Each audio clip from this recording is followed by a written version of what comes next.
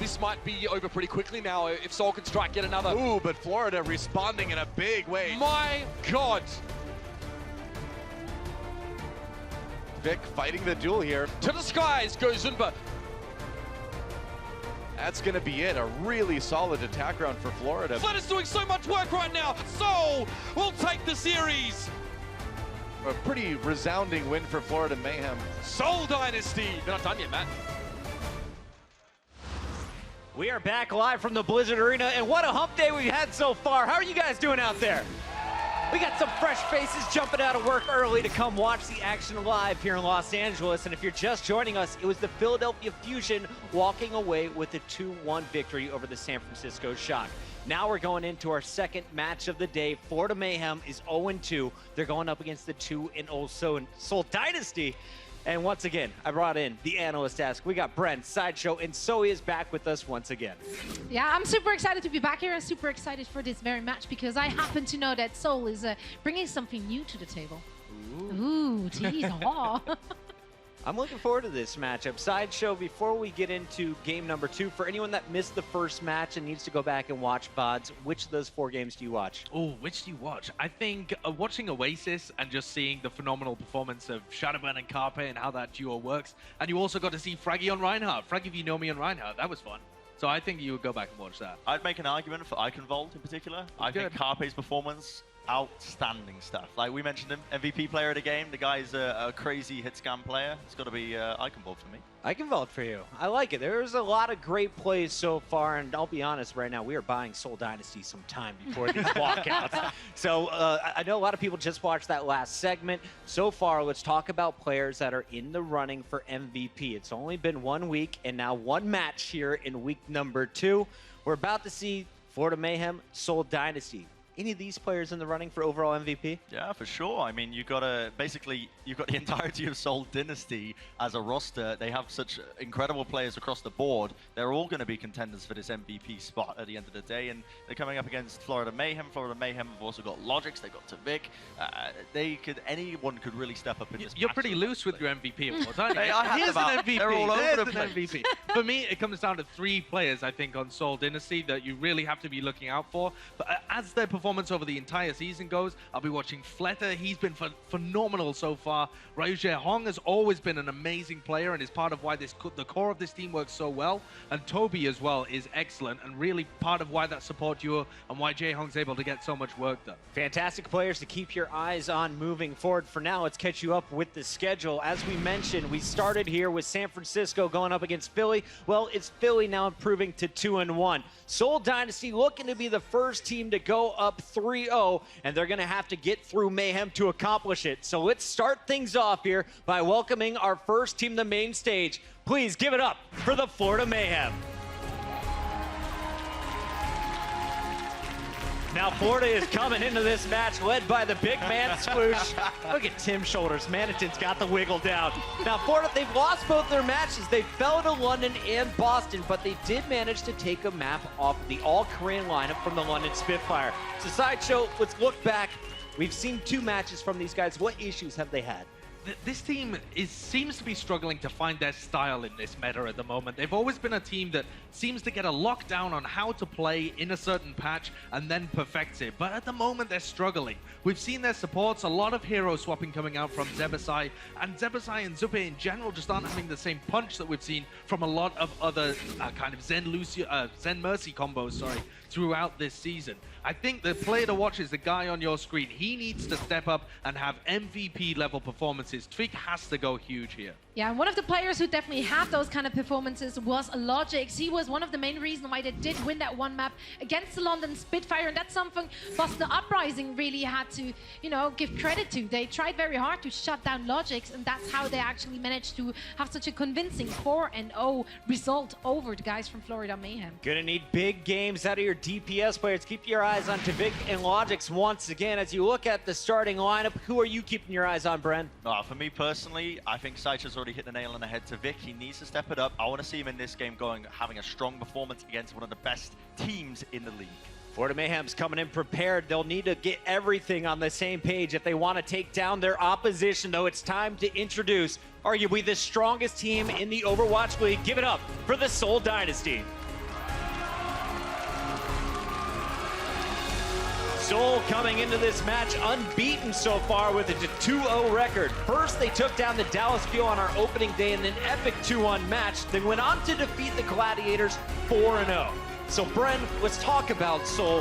Why is this such a juggernaut squad? So it's not just the fact that they've got masterclass players in every single role, but it's also the fact that they've got such incredible adaptability on the fly throughout their games. They can adapt to most situations with whatever roster they choose to field at the moment. And now we're going to see them as well, the fact that they've got so many different substitutions they can use in terms of what DPS plays they want to use, what flex roles they want to use, even supports as well coming into this. It makes them very difficult to prepare for and one of the toughest teams in this league.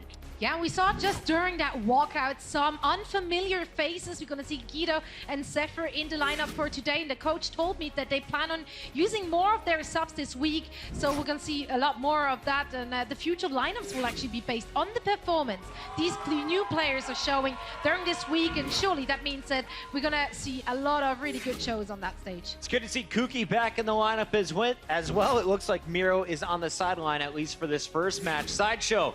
Speaking about their new players, there is one of them, Guido, as well as Zephyr. For anyone who hasn't seen them play at the regular season so far, what should we know about these guys? Because they've been around playing in South Korea for quite a while. Yeah, Guido's been with this team for quite some time. He's actually known as the Apex Season 3 Finals MVP for his play on Tracer in that particular match, but also throughout the whole season with them. He has a very team-based style, very good at being able to receive calls and play within the team's style. But this time, from the looks of their roster, it looks like they're going to field him on Mercy alongside Ryu Hong. This is a slightly different look. We haven't seen him on Mercy. He did occasionally fill the support role for the team, but this is something brand new. And Zephyr as well, fantastic off-tank that has already won awards. He's already won the Seoul Cup for this team last year. So he does have experience with this roster. All right, so new faces for the regular season, but old veterans here. Guido, you get an MVP award on Tracer. Today, They're putting you on Mercy. This squad is just too stacked. Bren,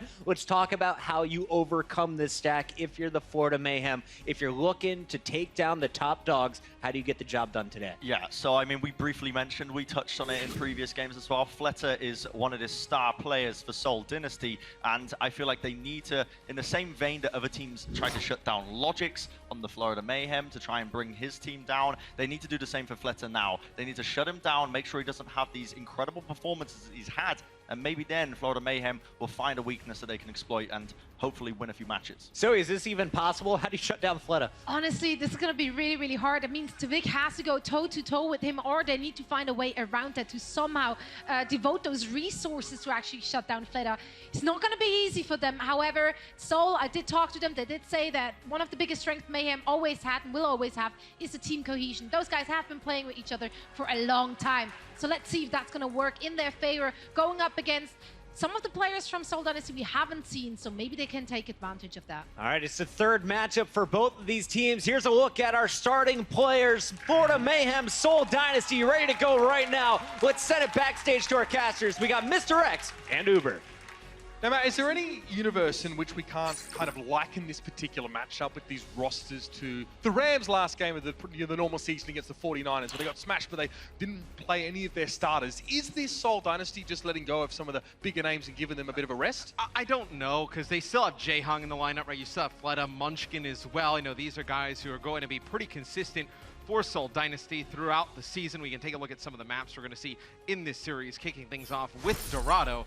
But you do have some new faces, right? No, Guido comes in. He will probably play support like the desk alluded to. You have two new tanks in the lineup with Zephyr and Kuki.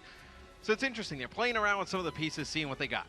The last time I saw Zephyr was actually in Germany at the last TakeOver 2 event. He was playing for Cloud9 at the time with Kaiser. Obviously, that team never really worked out, but pretty much as soon as Zephyr got back to Korea, he subbed in for Guido, funnily enough, for the OGN Super Cup, and then he remained a part of that roster. Now Lunatic Kai have become Seoul Dynasty. So this was a long time in the making, and he definitely has been a presence on the team. He's a very potent flex tank. We even got to see him play Widowmaker for Cloud9. We might see a very different look here, given the other guys on his team. Cough, cough. Fleta, of course, has shown his Widowmaker is astounding. Yeah. But again, speaking of that pick, we've seen no less than 3 players on the side of the Mayhem try Widowmaker so far to date, and it hasn't really ever gelled properly. Yeah, I think, you know, Zoe kind of mentioned that Seoul Dynasty thought that, you know, the thing that the Florida Mayhem could bring into the series that could really kind of help them Hang is that they have this team cohesion, and we haven't really seen that as much consistently from the Florida Mayhem, right? We've seen like really good maps and really good team fights, but then we've seen some that are kind of all over the place. You need to see them put it together over the course of a whole game. Listen, I understand that people generally equate time spent together as a roster with being cohesive, but the meta changes. The environment you play in changes, and if you watch the way that Florida's been playing, it doesn't look like they are gelling super well, especially the communication between their tanks and, of course, the DPS there. We've seen some, disjointed engagements, especially. Logix is a player that likes to roam far and wide to flank. This often means that he doesn't get information about what's happening in the fight. And then, we'll try to call for an engage or, say I'm coming in when it's maybe not the right time. So keep an eye on that. That's what we want to look out for. This is how you benchmark a team like the Mayhem, Matt. You put them up against the best, and you see how they perform. We thought Guido would play the Mercy. He will actually play Zenyatta. They'll have Jaehong play Mercy. Oh, for real? And Fleta, who's usually the 76 for this roster, and Munchkin, who's the Tracer, they'll switch roles. So very different look here from Seoul Dynasty on defense at the beginning. Yeah, Swish dropped down, then straight back up there. Is again essentially trying to tickle Jaehong a little bit, force him back, force him again to shift out of the way. Obviously, it's a small window where you can take advantage of the absence of that Mercy. Logix is flanked very, very far, by the way. He's up above Swish, but right now, the payload's on the move. That's the most important part. Seoul are testing the waters here. Eventually, they know they're going to need to start the fight. The question is, Matt, where do they engage from? It seems like they're letting Florida just kind of move the payload up into the choke here, and they're going to play from a little bit farther back, as you see Florida just putting some shots into Swoosh, just forcing him back a little bit. It'll be Manitin going through this archway underneath. You can see leading the charge, as Tavik is able to pick off one. He needs to have a monster series if Florida's going to contend, right? I mean, Tavik can play so many different heroes at a high level. We've seen his Widow play now. We've been waiting for this for a while. We know Tavik. Everyone's talked him up, but we've only been able to run on the fumes of how much of a versatile player he is. We haven't seen these, earth-shattering performances from him thus far, but that was a beautiful opening. Not only did they get rid of Guido, also, but Zephyr got desuited by Tavik there. So Seoul had nothing to really defend with. Now it's going to be more aggression. Look at the preemptive use of the Valkyrie coming forward here. Zephyr's was hoping for something a bit more, but the damage has been done. Yeah, they pop Valkyrie, they push on through that right-hand side. They're able to pick up 2 kills, then start their way back towards the cart, but it's going to be Jaehong using his own Valkyrie, bringing 2 members of Seoul Dynasty back into the fight.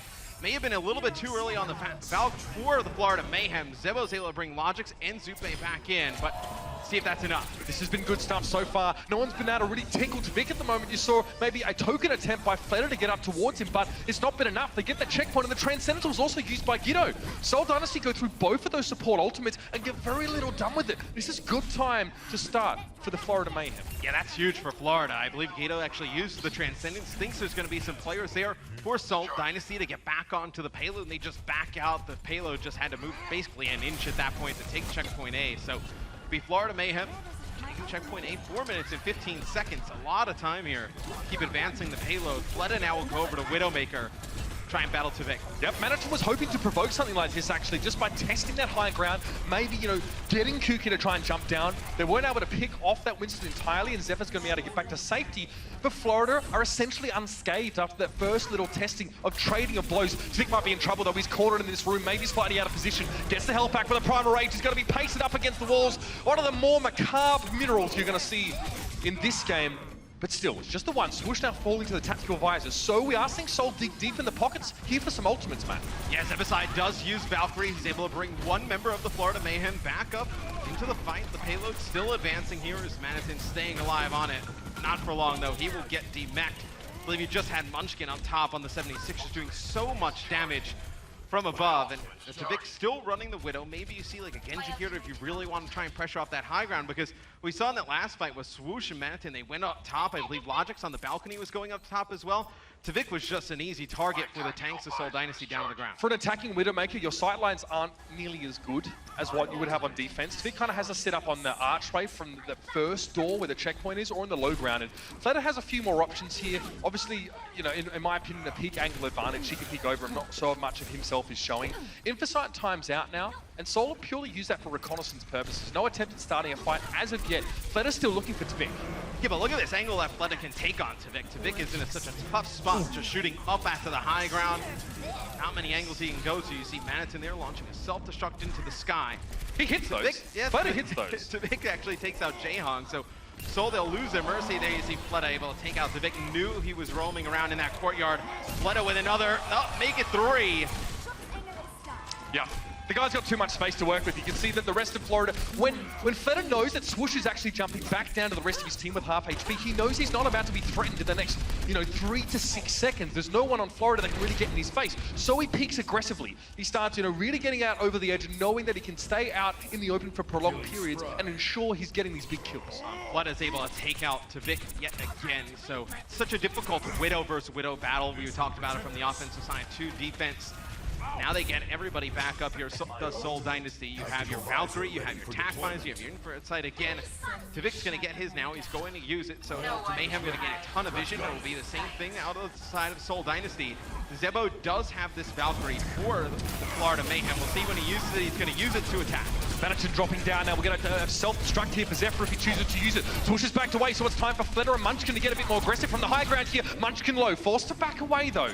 The healing is there for Jaehong, but he definitely had to break line of sight. Yeah, and Zebo actually brings Swoosh back into the fight, but gets headshot in Valkyrie by Fleta right away. So you're only able to get 1 res. Second time today we've seen that. Now, coming into this next fight, the Mayhem, you'll have your Transcendence. You have a Pulse Bomb here for Logics. But you can see there's not a lot of area where Tracer can get to this high ground. It has to go in such a long flank, and you see where Fleta is playing now. So safe. Well, he's so far back, right? And Tvik has to play cautious because he's looking at him, just trying to see if he's up top on the high ground. Tvik has gotten a little done in this second phase on that Widowmaker, and again, Kuki hunts him down. More than happy, by the way, to use the Primal Rage to deal with him. And Zorpe hangs around a little bit too long. Now Seoul are starting to put the brakes on the Mayhem. It's the same way they got rid of Tvik the last time. Everybody from Florida jumps up top. Kuki just jumps down low, goes into Tvik one-on-one. This time pops the Primal Rage, takes him out, and then pushes the rest of the Florida Mayhem back. So when you don't have that Widowmaker on your side, right, you're just basically pushing up top with both tanks and your Tracer. It's kind of like a 3v5 for the Florida Mayhem up top. Don't like your odds. Okay, not a lot of changes in the Mayhem's team composition in the last few moments. Nothing's been working thus far. Fleta peeks forward early, but it's going to be challenged by Tvik up quite close. This is, yeah, a tense situation, but Tvik opts out of it. He knows he needs to move that payload across. It's going to be Jaehong now going for the Valkyrie here. Primal Rage for Swoosh, just to try to sow some discord in the back ranks. Tvik's down though. That's really going to hurt the Mayhem. They're running out of their options and their tools to get the job done. It's going to be Logic's now to fall, and the 2 big names are out of the picture. Logic's brought back. Self-destruct from Manatee here, but Fleta is very safe from that explosion.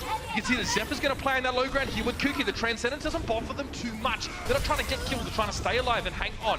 Fleta to back away, but Zube's brought back up. Another headshot in. Giddo wants to follow up this damage. Logic is down. Manatee doesn't get away with his mech. This is looking bad for the Mayhem, man. Yeah, you got Munchkin coming off the spawn with the Tac Visor. Giddo here on the Zenyatta doing a lot of work. Oh, kill him! Up spot. Looks like Tvik just trying to get on top, keep this one going for the Florida Mayhem. It does not look likely. Swoosh will fall. It'll be a defensive hold here by Seoul Dynasty. The Florida Mayhem get that first checkpoint. They almost get towards checkpoint B. Their push just got stalled out for so long. They were not really able to get any of those picks up top, relying so much on Tvik on the Widowmaker, right? And the angle is so difficult. The Mayhem knew coming into a match like this, they would have to get in the face of Seoul and try and play a bit of this no respect Overwatch. I mean, to be fair, Seoul, are subbing out some of their big players and, maybe playing that same kind of no respect game. But the fact of the matter is a Widowmaker from Tvik wasn't able to find much kills there as well. To open fights up, Fleta had a lot of freedom. All he has is an internal timer on, the rocket jump of Swoosh. He knows where Manatee is at the time. He knows when he can be aggressive and when he can be defensive. Sometimes he's left on his own up on that high ground. Fleta is when his tanks want to drop down. He knows that if his tanks can, lock up the enemy tanks, he can do whatever he wants. And we saw moments like that. If you give that guy space, he is going to decimate you. Well, with Fleta playing the Widowmaker up top, obviously he has high ground advantage over Tvik. Sure. Now he has a 76 who's What does also that mean in a Widowmaker battle, down. though? What does high ground advantage mean to you in Widow versus Widow situations? Well, I mean, just kind of think of it in your own shoes playing at home, right? I mean, you're looking up towards that balcony. There are tanks in the way. There's defense matrix there. And you can only really kind of get a look at, like, the top of Fleta's head. Like, your entire body's shown there. There's really not much you can do there if you're Tvik. I mean, there's just a lot working against you. Attackers incoming in a change of tact here, perhaps, for the Florida Mayhem now on defense. We will be looking at, in my opinion, a very safe Soldier 76 and a and the Tracer composition. Florida are a team that are going to use that Ana more than most right now, and a lot of that has to do with the fact that Zupe is a generally more passive player. You see that on Zen, he doesn't really go too deep for these kills, and he prefers not to try and be a star, but on Ana, this guy has much more impact. He's very, very good at keeping his team up and playing back. It's passive, but again, there's a solid defensive aspect to this comp. Yeah, if the Florida Mayhem could, they would probably like to run Zebo on the Lucio and Zipe on Ana. That's where those two players feel the most comfortable in terms of supports. But we see Seoul Dynasty at the beginning. Munchkin will be playing the Genji. Fleta will be playing Pharah here on defense. So a lot of pressure is going to go on Logics, right? You can get Genji in his face, can be constantly annoying. Oh, not much right now as Munchkin falls, but with that Pharah Genji combination, you can cause a lot of problems for a hero like Soldier 76. Again, 76 and Ana can put a lot of pressure on Pharah here, and a Mercy, no less. So Fleta does have to be careful, as does Jaehong here, about what they're getting themselves into. Zephyr, nicely done. You see how he isolates, pushes him back away from the rest of his team. Now the bit of the follow-up is coming in from the Dynasty. We see Zephyr drops down, and then back up. Vic dropping the Guido. He's done an excellent job on Zen so far in this match, Matt. Making a lot of opportunities happen, and now it's boots on the ground kind of fighting. Zupe's finally down to Fleta, but Fleta fell in the meantime. It was a delayed kill from the rocket travel time. Yeah, they're able to get Zupe back in the fight, so you're going to have both supports up here for the Florida Mayhem. They use Attack Visor at the beginning of this as well. Manitin looks like he's going to use a self-destruct just to get a mech back. The first defensive stand for the Florida Mayhem goes quite well. Yeah, it's a weird fight because the Mayhem refuse to commit to the low ground. You can see that the Seoul are trying to pull them down and say, come on, engage on us, come on. We got a low health tank that just dived in. Surely you want to follow us up. But the Mayhem are adamant that playing up on the high ground is going to benefit them, and it does because they've got the 76 and the Ana that can really like to sit tight up on high. We've got two Valks coming up here, Matt. Well, the bad part for the Florida Mayhem is you don't have two sustain ultimates, right? You don't have that Zenyatta with Transcendence on the side for the Florida Mayhem. So as soon as Zebo uses Transcendence, could be nasty. They don't really have anything for a blade, and here comes Munchkin with that blade. He's able to cut through one, cut through two. You get Logix out. He's just hunting for Zebo up in the sky. They're going to res Logix back into the fight. But the Valkyrie for Seoul Dynasty providing a lot of healing, keeping everybody up. Yeah, I mean, those reses are going to be there. Zebo knows he can't keep his team alive through a Dragon Blade, so he's going to have to res them after the fact. And now there's going to be a second round of fighting with the players being resed up. But again, for Florida, this is what happens if you don't want to play that Zenyatta. You're right. A Valkyrie heal is not enough to cover over what a Dragon Blade can do. A Transcendence there would have made life a lot easier for the Mayhem in weathering the storm. Instead, they had to use a Valk just to res the players who died anyway because the rest of their team weren't around by that point. And now you get Zupe to switch off of Ana. He'll go over to Zenyatta. So now you're going to have to rebuild up towards the ult. See Fleta here from behind. Does have a pulse bomb. He's going to jump right on down. Oh, he's going to get Logix with it. That's a huge kill.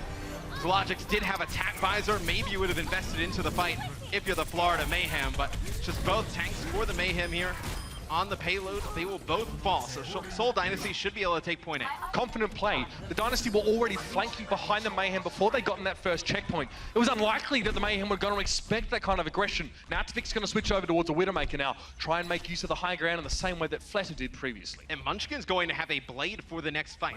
Big two ultimates online for Seoul Dynasty. You have Transcendence and you have Dragon Blade. I think they're like playing with their food right now. We can see the Seoul are so deep in enemy territory here. They're trying to hunt down here the Valkyrie of Zephyr's haven't quite caught it, but Kuki's looking for him with the fists. No, Zephyr's going to get desuited, taken down. Kuki realizes the fun's over. The Valkyrie was a little bit too much. He couldn't get the damage done through it. Oh, and that's huge because Logix actually kills Munchkin at the beginning of the fight. Didn't catch it there, but he actually did pop his Dragon Blade, so he actually didn't get a chance to slice on through. So it's a big kill there from Logix. No support ultimates to really block that Dragon Blade if Munchkin got in. Fleta again, behind. He's been flanking so much this game. Pulse Bomb this time not quite connecting, but Fleta did fall to Logix. His attempt at a foray into enemy lines proves to be fruitless. And again, Seoul probably going to be happy just to sit around the payload and try and trade, but again, they can't go aggressive for a little bit. Okay, so now we get Fleta versus Tvik in the Widowmaker battle. This time it's going to be Tvik with that high ground. Let's see how he plays around it, and conversely on the other side, how Fleta decides to get the advantage here over Tvik. It looked like he was going for a long flank at first. Stop here, put down some shots. You see support ults being used by both sides. You have the Transcendence and Valkyrie coming out of Seoul Dynasty. Zebo uses his own Valkyrie here for the Florida Mayhem. Zupe still holding on to that Transcendence. Now 4 ultimates used for the Mayhem. That's a heck of a lot to be going on with here. They're really digging deep to try and make this work. And Zebo's forced to try and heal as many people as he can. Tvik so low, 1 HP. Fleta forced to back away though. The Transcendence is on the ground here for the Mayhem. And they need to continue to brawl this out, to make something of this healing. With Jaehong out of the picture, Fleta may just have to back away. A bit of extra damage would be nice, but it's not going to get him closer to his ultimate because he already has it. So maybe a recon visor to set up for the next play. But Seoul have been stumped thus far. Yeah, Seoul Dynasty does get the Florida Mayhem to invest both support ultimates in, so now you have Munchkin with this Dragon Blade yet again. You know that there's no Valkyrie, you know there's no Transcendence. How does Florida go about stopping this? Florida used one ultimate, didn't get any kills, used two, had players drop down, forced to go for the Transcendence, and then of course, well, actually, it was after the Valkyrie came out. They used it all there. Seoul have a bit to work with Vic going down. They've already got a man advantage, so the ultimate advantage surely is going to give them the into this fight. Zope down, Zebasai soon to follow. Both supports fall to the hand. The keen edge of Munchkin as he makes sure he locks onto the key targets and delivers them a very, very swift demise. Yeah, once they get that early pick onto Vic, you know the Florida Mayhem potentially going for that resurrection. There you see Munchkin going right over the top of the building, pops the blade. I believe he has a damage boost from Jaehong as well, and they just dive. They get extremely aggressive on the Florida Mayhem. But now all you have for Seoul Dynasty is you have that Primal Rage. You're going to self-destruct here. Logic's going to come out swinging here with Attack Visor. See if he can connect though. There's shielding and there's people breaking the line of sight. Swoosh going to fall to get early on. That's the initiation down for the Mayhem side so far. Self-destruct from Maniton doesn't gain him anything. If Fleta still has room to breathe, there's no tanks going to be jumping on him right now. This is all Fleta's playground, but he's not connecting the shots. He has to do this. Zebo falls. Ziffa gets a little bit of a better self-destruct than the Mayhem are able to, and Logix finally falls to Fleta, who just really was able to sit out in the open and take whatever shot he wanted. Play cocky, because he knew he had the opportunity to do so. Swoosh, I think, is looking for him now, but it might be a little bit too late. The damage has already been done by the free-flying Widowmaker, and Maniton, the last man on the payload here. An attempt for Swoosh to drop back in. The last vestiges of his anger have now abated. It's Tavik forced to recall off of it, and that is going to be the job done. Seoul Dynasty with a very commanding first map, despite being slowed down. You can see even when they're losing fights, they're trying to draw ultimates out of Florida. Florida are very nervous. They're ready to let those ultimates go just to stay in the game. Yeah, once Florida's in a position where they have to keep bodies on the payload, just a ton of space opens up for Fleta to go off in the Widowmaker there at the end. I mean, there's food for thought here. It's safe to say for the side of the Mayhem, you see they've walked out confidently to start with. You've got to be confident in this kind of matchup. But against Seoul, it takes more than just a facade. You've got to deliver. Let's see if map 2 has it.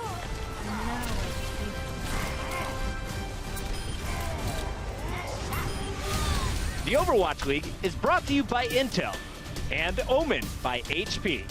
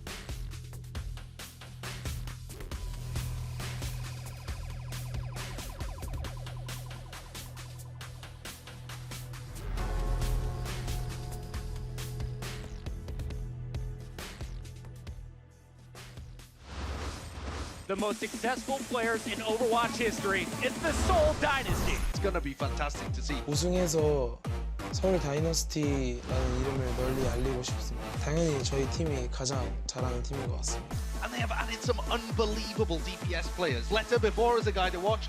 팀이 가지고 있는 목표 또한 우승이죠. Blink and you'll miss it. Seoul will take the series. 게이머들이 최고다고 생각합니다. 성적이 보여주는 것 같아요. This team it has a fantastic core and base of teamwork.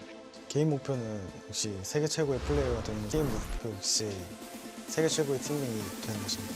So many stars on this lineup. 팀을 위해서 제 목표는 당연히 우승이죠. 우승을 위해서 모든 것을 할 거고 많은 지원을 할 겁니다. You know, for the sake of storytelling sometimes, Matt, we dance around the idea of, you know, teams, it's close between Seoul and the rest of the world, all these Korean rosters, but I think Guido said it very well there. Our history and our record speaks for itself. Right now, especially in Overwatch, Korean players are the best in the world. And speaking of some of the best, Toby coming in for Guido. Yeah, so Guido gets that first map of play. Now Toby comes back, so you have that strong support core with Toby and Jaehong. I thought Guido looked. I tell you what it is, Matt. Jaehong sat there like, yo, fam, I don't want to play Mercy anymore. Toby, what's up? Come back on, boy. Let me play some Zinyan. Let me get some Ana up in this. It's highly probable. That definitely could have happened. Dorado, it went the way of Seoul Dynasty to kick things off. Now we go on to Horizon Lunar Colony for map number 2.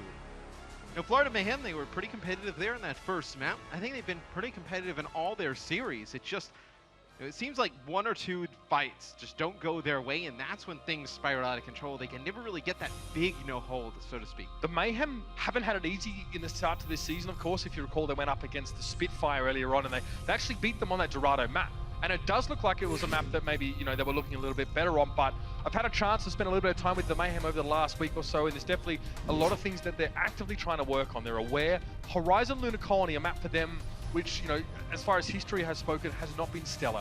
You know, again, a situation of trying to make sure that they're making these dives and they're putting them together correctly. But Seoul looks so good on this map previously. You can see they've got a very good understanding of how to play, especially the defense. I think one of the more impressive things from Seoul Dynasty has been that they're able to sub in all these players. They still look so coordinated, right? Like, I mean, we see other teams, they'll make subs, game after game, and it seems like, one part comes in, one part, comes out, and it just kind of throws things off a little bit. It seems like this team's just throwing everybody in there, and they still look like a well-oiled machine. We Seoul Dynasty here on defense to kick things off, so we usually see like an Orisa here, maybe on defense. We saw Orisa Roadhog a lot, right? You can use the halts and the hooks to bring players up on top. Junkrat for traps to stop dives. Yeah, just blow them up, but it looks like you're going to see a little bit of a different look from Seoul Dynasty. They'll be running Winston, D.Va, Genji Tracer, pretty much a standard dive. We'll see what Florida decides to do on offense. Still some time, change things around. I expect Logics to play Tracer. Swoosh will probably go over to Winston here, so I mean, maybe you see okay, so definitely Winston. Swoosh likes to hover Doomfist in that hero select. I like this though. It could be a triple DPS. You kind of have Tavik as Sombra, who can also act as a support for the Florida Mayhem. So there's risk here. There's risk for Seoul because they're not running an Orisa or, like a static shielding tank. So Zebasai, if he connects these shots, can be hugely impactful. The problem is we've just not seen that to be the case so far from the Mayhem. And we've seen Zebo play Widowmaker in the past. He actually is a pretty decent Widowmaker, so he can definitely open up some space. Okay, so the Mayhem are testing this point. They're trying to pull the Dynasty off the high ground. They almost gave up a tick. Munchkin actually goes down in doing so. Perhaps the Dynasty have given too much time to the Mayhem to make this happen. They get a tick, but that's not supposed to happen at all. And still, they're going to push on. And now you've created some space for Zebasai because you forced this fight on the point. This is going very well for the Florida Mayhem. They get a DMEC on the Zephyr. Tavik picking up another kill.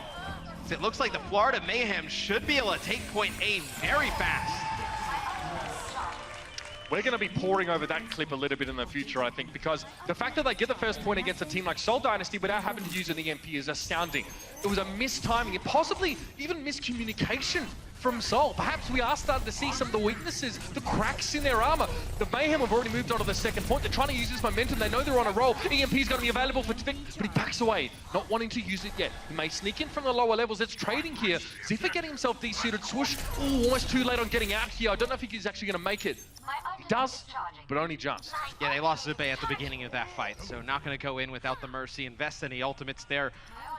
Very interested to see how Tvik decides to use this EMP. It's quite difficult when you go into point B because you can spread out so far. So open, yeah. It's much better on point A for sure. And now it's like you have Toby with Valkyrie, you have Jaehyung getting very close to Transcendence. If you don't connect with either of those players, they can just use the support ult to come in, kind of negate the effects of that EMP. Zephyr saw the translocator, he heard it being put down perhaps, and he sprayed the doorway, and he revealed Tvik in doing so. This might actually make things hard for the Mayhem to make a proper push here. Aggression from Seoul Dynasty here, but Toby goes down early. This might be the opening they're looking for here. Seoul are kind of unready for this one. Tvik's going to be waiting on this EMP for Jaehyung to get out of ultimate, but he doesn't quite connect it. He doesn't get rid of the shield off the Zenyatta, but it may not matter at this stage. Zebasai has pole position, he has high ground control, no one's contesting him right now. He's in a great position to do damage, he just needs to connect these shots. Dragon Blade for Fleta, he needs to try and break the deadlock. Jaehyung was still sitting pretty safe back in the corner, and you better believe this guy's going to deliver.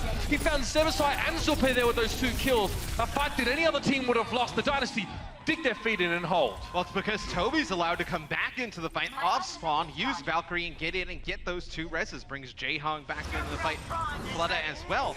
You have to wonder, you use the EMP, you know Toby's coming off of spawn. Why not try and spawn kill a little bit of your Tvik, get that EMP on him? Then there's no Valkyrie in that fight. I mean, you talked about it being hard to get an EMP on people on this point, and you're right. You can see the Jaehyung in that clip, that was seconds after the EMP. He still had all of his shields, which means it wasn't a successful use of the Sombra ultimate. However, 2 ticks in that fight to the Mayhem is a huge start for them. It's still a great fight for the Mayhem. See Zebo go over to Lucio, so you're not going to be running the triple DPS here for the Florida Mayhem. This fight completely over. Seoul Dynasty take that one with relative ease. Me, Florida just trying to go in, get some ult charge, trying to force an ult or 2 out from the side of Seoul Dynasty. The problem is that Seoul aren't going to give them ultimates for free. No. You are really going to test it, even though they're already on 2 ticks. And they're at great risk of losing the round or the round being over if they stay up the point. It's going to be hard to draw these out of Seoul. They know that Florida are going to be trying to force them to use ultimates at bad timings. And I think you're looking at here how Florida gets Fleta out of the high ground. We've seen Jake do this a lot. Noan, the Junkrat on this map, gets into the high ground. And just so much area to now, right? As soon as they know which side that Florida's going, he's just able to spam these chokes. And you can't push on through. Sitting Fleta up there forces the Florida Mayhem to try and play from this left side where Fleta's standing right now, because it's the only position you actually have a decent viewing angle to try and see it. And this is what's happened. Now the Mayhem need to play on this side up in that choke, but Fleta's more than happy to sit here. It's amazing AoE damage potential for it. And you see how you play. Zephyr was up there for a quick second. No, he uses the defense matrix. You can't land any shots on Fleta. How do you get rid of in that high ground? I mean, you dive in, you have a ton of just damage right in your face. As you see, it's going to be Fleta using that rip tire. Oh no. Takes out Zippe as he's using the Valkyrie. I feel like you're relying a lot on Tvik to get up there. Kobe! That's so nasty. 3 players down from Fleta. Well, this is what happens when you don't go up there and take him out. Oh, Zebasai now trying to avoid almost certain death. Okay, so Zulpe, obviously he uses that Valkyrie, he tries to get us some safety, not be too close to the ground, but his real threat was up on the rafters. He hits him with the Riptire, and then he gets no resurrects out of that Valkyrie. It's essentially an ult that's gone to waste. You can't go after him with a Dragon Blade here, because just think about how risky it is, right? I mean, Tvik can start... He can put a trap in front of him. Well, I mean, he can put a trap at his own feet, right? As soon as you just get in at the mine and trap to your feet, yeah, you get not see it at all. So they're going to have Manitin get up towards that high ground, try and blast him off, which they do. He puts down a trap. You have to dedicate so many resources that by when Tvik and Manitin are going up top, there's no protection for the supports in the back. They lose both of them right away. It's been very difficult for the Florida Mayhem to get any type of pressure on the Fleta up top. They demech Manitin, they'll leave him as Baby Diva, let him walk back to the spot. Okay, so I feel like we're seeing the beginnings, though, of the Mayhem start to figure out what to do against this lineup for the Dynasty, right? Get up on those rafters and try and shake Fleta down, but it's never so simple. Fleta, as he falls, just laconically lobs out a bear trap. It catches Manitin, and all of a sudden, there goes half of the Mayhem's mobility on that point. And you notice he has Toby damage boosting him most of the time as well. So they're going to lead through here with a sound barrier and the Dragon Blade, and they finally get Fleta. It's a big kill, and they get Toby with a pulse bomb. Yeah, they're using these ultimates. The Mayhem know they have to. Just get a little bit of time alone on the point is all they need. But Jaehyung, who's on him? Absolutely no one. He's sitting safe, but Zebasai's going to fall. Manitin got desuited from his hand, and I think Swoosh is going to try and escape this one, but again, it's tough. It's not even safe up on the rafters here. Swoosh a couple more, and he'll be a done deal, and Jaehyung was more than happy to sit back. Wait for his chance to come forward, and Logix just gets blown up. You know what? It's not even a crazy close game. So I get it, but that kind of stuff gets me excited. You need to deal with Jaehyung but there are so many threats on the side of the Dynasty. Once they dealt with Flutter, the Mayhem had already used half their ultimates. What do they have left for Jayhong? They use Sound Barrier, Pulse Bomb, Dragon Blade just to kind of get on through the door. Jayhong did use his Transcendence during that fight, and then he just backs on up and just able to land those Discords at range and then just have his teammates, you know, put down some damage and him just be able to lay down a bunch of shots easily. So you see they go with that was beautiful. So they had Manitin and Tavix jump onto the high ground, move him down, Logix comes in, finishes him off. Pulse Bomb here from Munchkins could be deadly. He needs to stick this one. He gets on the back of Manitin there. Tavix dashes through, avoids getting blown up by it. It doesn't even seem to, no, it's not even a D-suit on Manitin there. Munchkin's going to be brought back for a second bite at the apple here, but Zephyr is going to get taken out himself. Zupe falls to another Riptire while he had Valkyrie active, if I'm not mistaken. Again, another complete cancellation of that Mercy ultimate. That's so crucial to Florida right now. Jayhong, again, guess what? He may as well have a tea party. He has all the safety he needs because the Mayhem are stretched so thin. Just trying to deal with 1 or 2 threats on the side of the Dynasty, that someone like Jayhong could just sit back and continue to have huge impacts in these team fights. And there's so many spots, right, when you're using your Valkyrie obviously flying in the sky, healing the rest of your teammates, where you can run that Riptire up the walls into the rafters here, right? It's easy to get it towards that high ground. You have Zephyr getting close to a sound barrier, just get to here. So you're probably going to see them engage with that sound barrier, try and get a good use out of it. There it is. Okay. The entire team benefits from the sound barrier, so that's the start they're looking for. Manitin once again gets stuck. This time Munchkin actually finishes the job, so he gets in now in a mini diva form. Who's he hunting for now? Wants to probably finish Manitin off. He sees Zebo who's low in the back line, but Flatter's always going to be there. Zupe, again, another attempt at doing some work here on this Mercy, but he's constantly being cut down. He's getting no freedom. He can't even play the game, Matt. And Munchkin now will continue just to spray. I know it's hard to watch. This guy likes to flick and dodge around, but that's going to be it. The Mayhem have run out of gas, and they may have run out of it after the first fight, Matt. There's 2 ticks and nothing more. So look, they had a tremendous first push, did Florida, right? When they get to point B, though, they couldn't, I mean, they made a decent amount of progress. I mean, you saw where that tick was, just a little bit before, you know, able to take the point B. Oh, it's like 90% or something like that. Yeah, it was about 90%. But it's just that Junkrat up in the high ground really caused a ton of problems for them. They started to figure it out, but I thought it was a little bit too late. But again, like, we start off the fight watching from Fletter's perspective. We see him get knocked down, we see him get finished off. Credit, I have to say, credit where it's due. Manitin goes up, we see Logic completing that kill nicely. Yes. But then, what are the Mayhem focusing on? They're moving towards the main point. The whole time, Jayhong's been rubbing his hands together, you know, in the quieter of that right-hand room. He's not being pressured, so not only can he come out and use Transcendence if he has it, but he can just sit back and do so much damage. You can see what he did, 3 kills in a fight when he was unattended. It's almost like you need a very strict flowchart or hierarchy build up when you're trying to attack this team. And if you miss a step, one player on Seoul Dynasty, if they're unchecked, just one, can completely unravel your entire approach. So when they go up top to get Fleta out of the high ground on the Junkrat, you know, you had Manitin and Tavik going up top there, but a lot of damage coming out from Junkrat right away. You know, and some mines in their face. They can't exactly dive all the way into... Like, yeah, he did shave. Damn.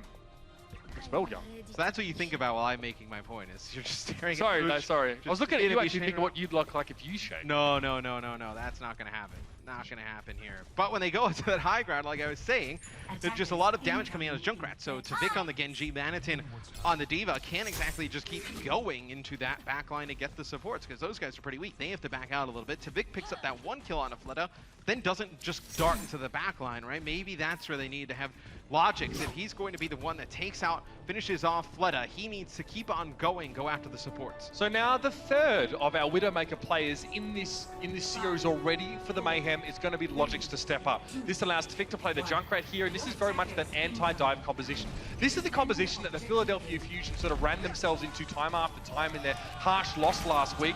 And Seoul are still playing with the Sombra though. They want us to hit that point. We've got Jayhong on the Moira. Yeah, and Moira's going to be very effective here because there's no Diva on the other side to use that defense matrix, eat up those damage orbs she can throw out. See Manitin drops down the hog. He's able to get a hook to get Munchkin early, so you lose a decent amount of damage that you have out of Seoul Dynasty. Okay, so playing this room kind of denies the enemy Widowmaker any presence, and you're kind of, you know, playing around the fact that your Sombra's going to hack the Mega here, but you're also really susceptible to Junkrat. So if you can get so much free and easy damage in here, you can see a lot of those ultimate tickets are already quite high for the Mayhem. Yeah, they need to finish off these kills though, because Jayhong's going to go Coalescence very fast, and Fleta's going to get an EMP as well. It's going to be Seoul Dynasty forced to back out here as what's up, man?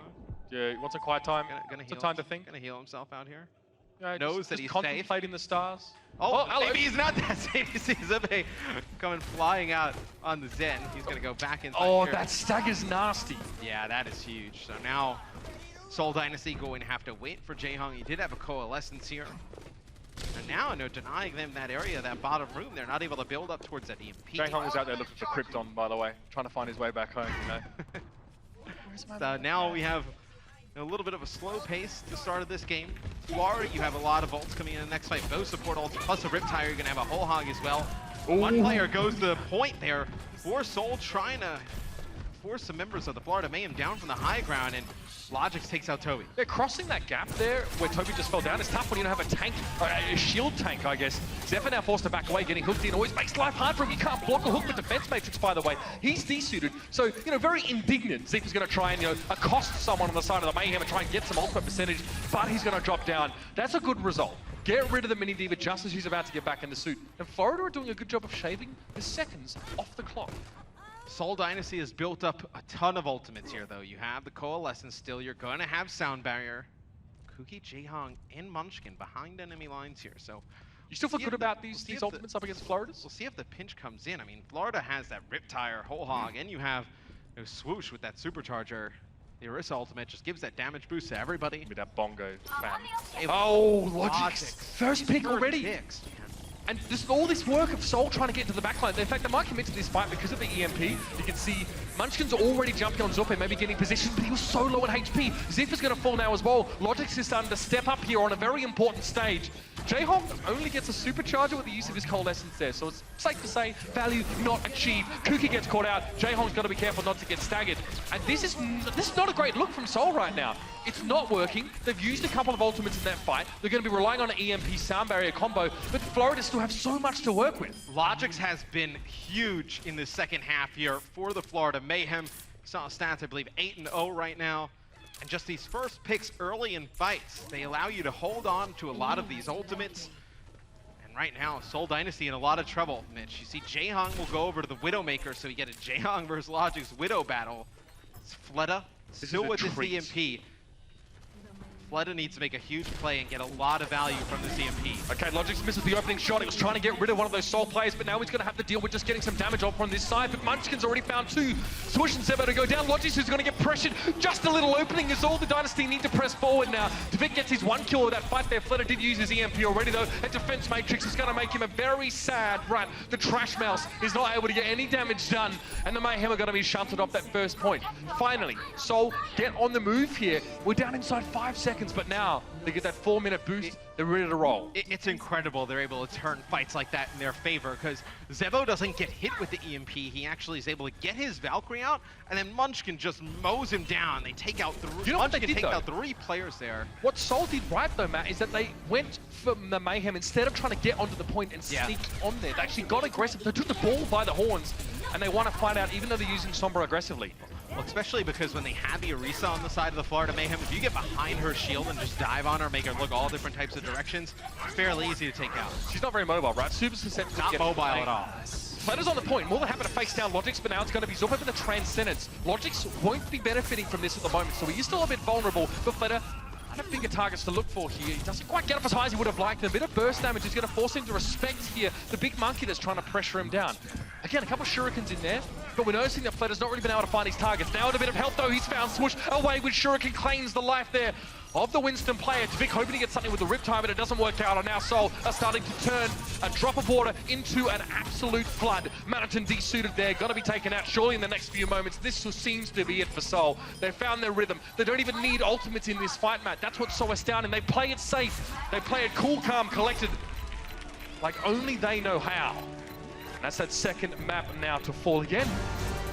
Took them a while to figure out what they wanted on that first point, man. Yeah, Florida did look good there on Horizon, but Seoul will win it in the end. They dove in there towards that later part of the map, and then you saw Zuppe use that Transcendence. Seoul just backed out a little bit, waited for it to wear off, and then just dove in deep on the Florida Mayhem. Well, this is some moments here. Fleta denying Zuppe a lot of his potential to get healing done. The Mercy play for the Mayhem left a little bit to be desired now. With the second half coming around, let's hope there's improvements there to make it a series.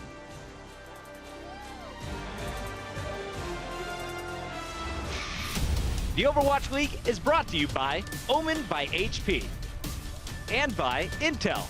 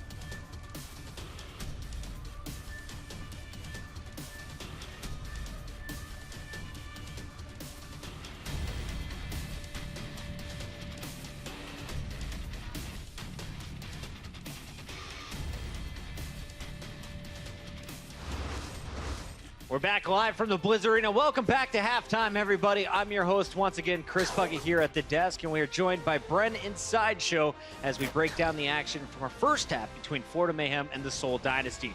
Now, Seoul is coming into halftime sitting up top at 2-0, but this very could have been a 1-1 match, fellas. Let's start with Dorado and start with where things seem to be an issue for Florida to finish their attack.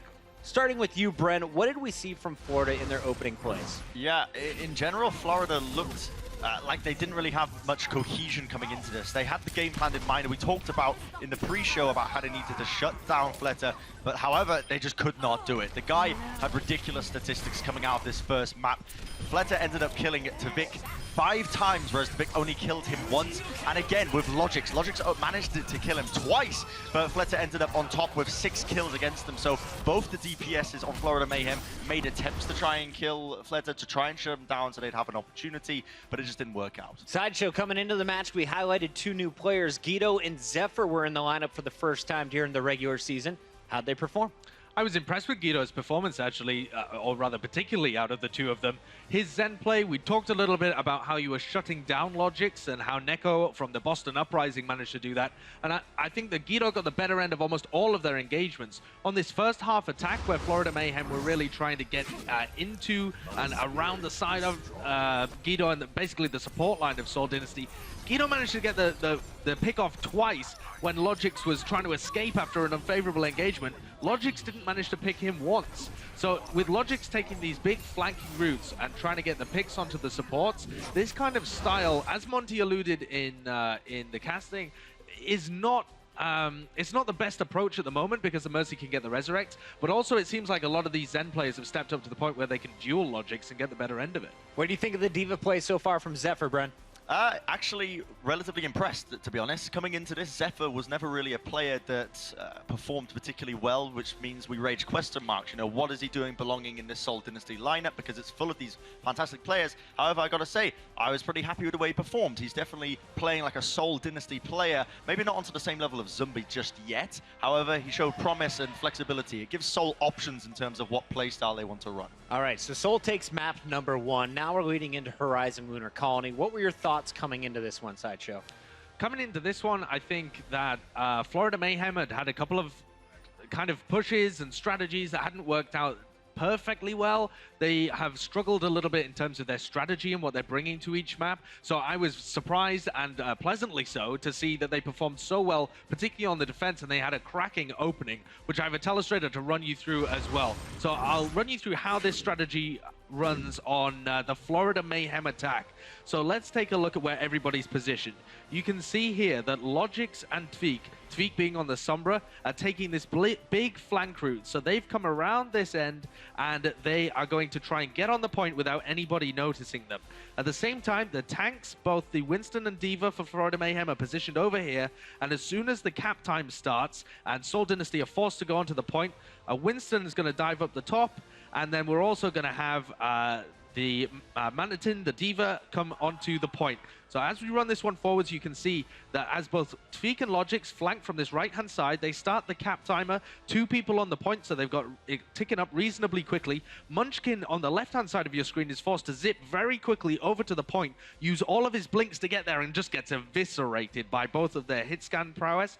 Manatin and Swoosh come in off the attack, and then the last little point here, you can also see that Zebasai's got a really great sight line coming all the way down because he's just posted up as the Widowmaker in the back end. So this is a really nice set play coming out from Florida, something that they've been missing so far. Absolutely. So we saw a 1-minute capture basically coming out of Florida, instant success. You have over 7 minutes in your time bank, but you're unable to close out the game. There was one guy causing some serious problems on the second half, and that was Fleta up top with the Junkrat. Not the Widowmaker this time, Brent. Yeah, not the Widowmaker, but still causing massive issues. In fact, a lot of these clips is going to be him getting these kills with the Junkrat Riptire onto the ulting Mercy. So taking that Valkyrie out of the team fights every single time. Zupi just couldn't seem to get it off consistently and actually win the team fights with it. You can see here, he's going to be making these plays all day long, mainly down to his team helping him with positioning, but he was making plays like this consistently throughout the entire match. And we'll talk a little bit about plans from Florida Mayhem. And with their switch over here, so that Zebaside's on the Lucio rather than being on Widowmaker as he was at the beginning, this team looked like they didn't quite have a plan of how to force out ultimates, get past the Junkrat, and have a clear entry into this second point. So maybe Florida Mayhem, on their whiteboard have managed to chalk out the team strategies for the first point, but haven't quite cracked the B point yet on Horizon. All right, still got to work on that second one, and that seemed to be true with their defense as well, because Seoul gets held the final 30 seconds. They finally get on and take point A, and then point B went relatively quick. What happened with Florida? How did they fold after it looked like they were going to be able to tie up the series one apiece? Yeah, I think, again, it came down to them having a plan and a structure and being able to execute on it. Logix was performing incredibly well on the Widowmaker. We've seen this kind of performance from so many different Widowmakers on Horizon Lunar Colony. When you've got those big sightlines, it's so easy to get work done. Yeah, to add on to this, there was a lot of synergy being made in play, basically with Orissa's Halt, but also Logix's critical hit percentage on that Widowmaker was absolutely crazy stuff. That's Ryu Jae-hong. That's not Logix just yet, but we will get to him in a moment. But still, Logix, he was using the Halt to sort of line up his headshots, and he had crazy statistics on that first hold, and it was getting a little bit sweaty there for Seoul Dynasty, to be honest, on that first attack, because they couldn't seem to crack it. And we did see some numbers there from Ryu Jae-hong. I believe he's the only player. How many players have been in every single game? Is it 3 now still? Yeah, I think it is. They have this kind of core of Jae-hong and then Munchkin and Fleder that rotate around, and with the big DPS advantage that they have over most teams, why would you sub these guys out? All right, well, Toby sat the bench a little bit. We'll see how much more of the Seoul Dynasty will be in the starting lineups. Second half here, let's spin the positive now for Florida Mayhem. You're down 0-2. You're going up against the juggernaut of the Overwatch League. What else do you want to see from this squad, knowing that they can go back and watch the VODs and review for their 4th match later in the week? Personally, I would like to see Tvik have slightly more aggressive positioning. So we talked about big plays from this guy, and he has the skill to be able to pull them off. We've seen it in the past from him, but he needs to put himself in more aggressive situations, I think, when Logix gets shut down. And I did like the switch from Logix moving over to the Soldier 76. That opened up a little more space for Tvik. For me personally, I gotta say, I'm a big fan of them basically trying to avoid Fleta now, because they've shown when they try to bring him down and try and focus him down, it doesn't work. And now they need to come up with a new game plan. I'm thinking maybe start to focus down the tanks of Seoul Dynasty, take them out, because the support backline of Seoul Dynasty is almost as equally dangerous as Fleta himself. So the tanks, I feel like, is where they need to start focusing into these next few matches. All right, 2 maps are done. We have 2 more to go. When we return from commercial break, we'll be heading to Oasis. You don't want to miss it.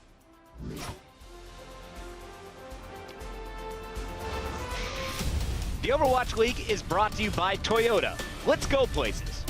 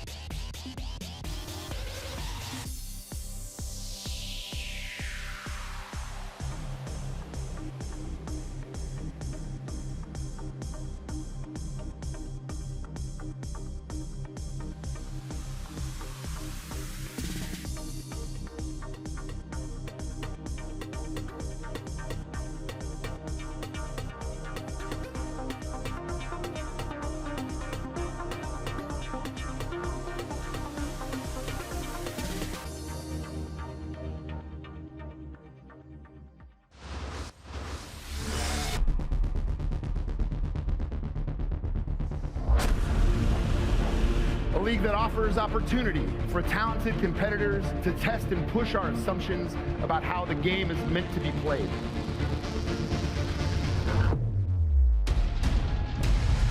Ladies and gentlemen, we are coming at you live from Los Angeles, California. Welcome to the Blizzard Arena.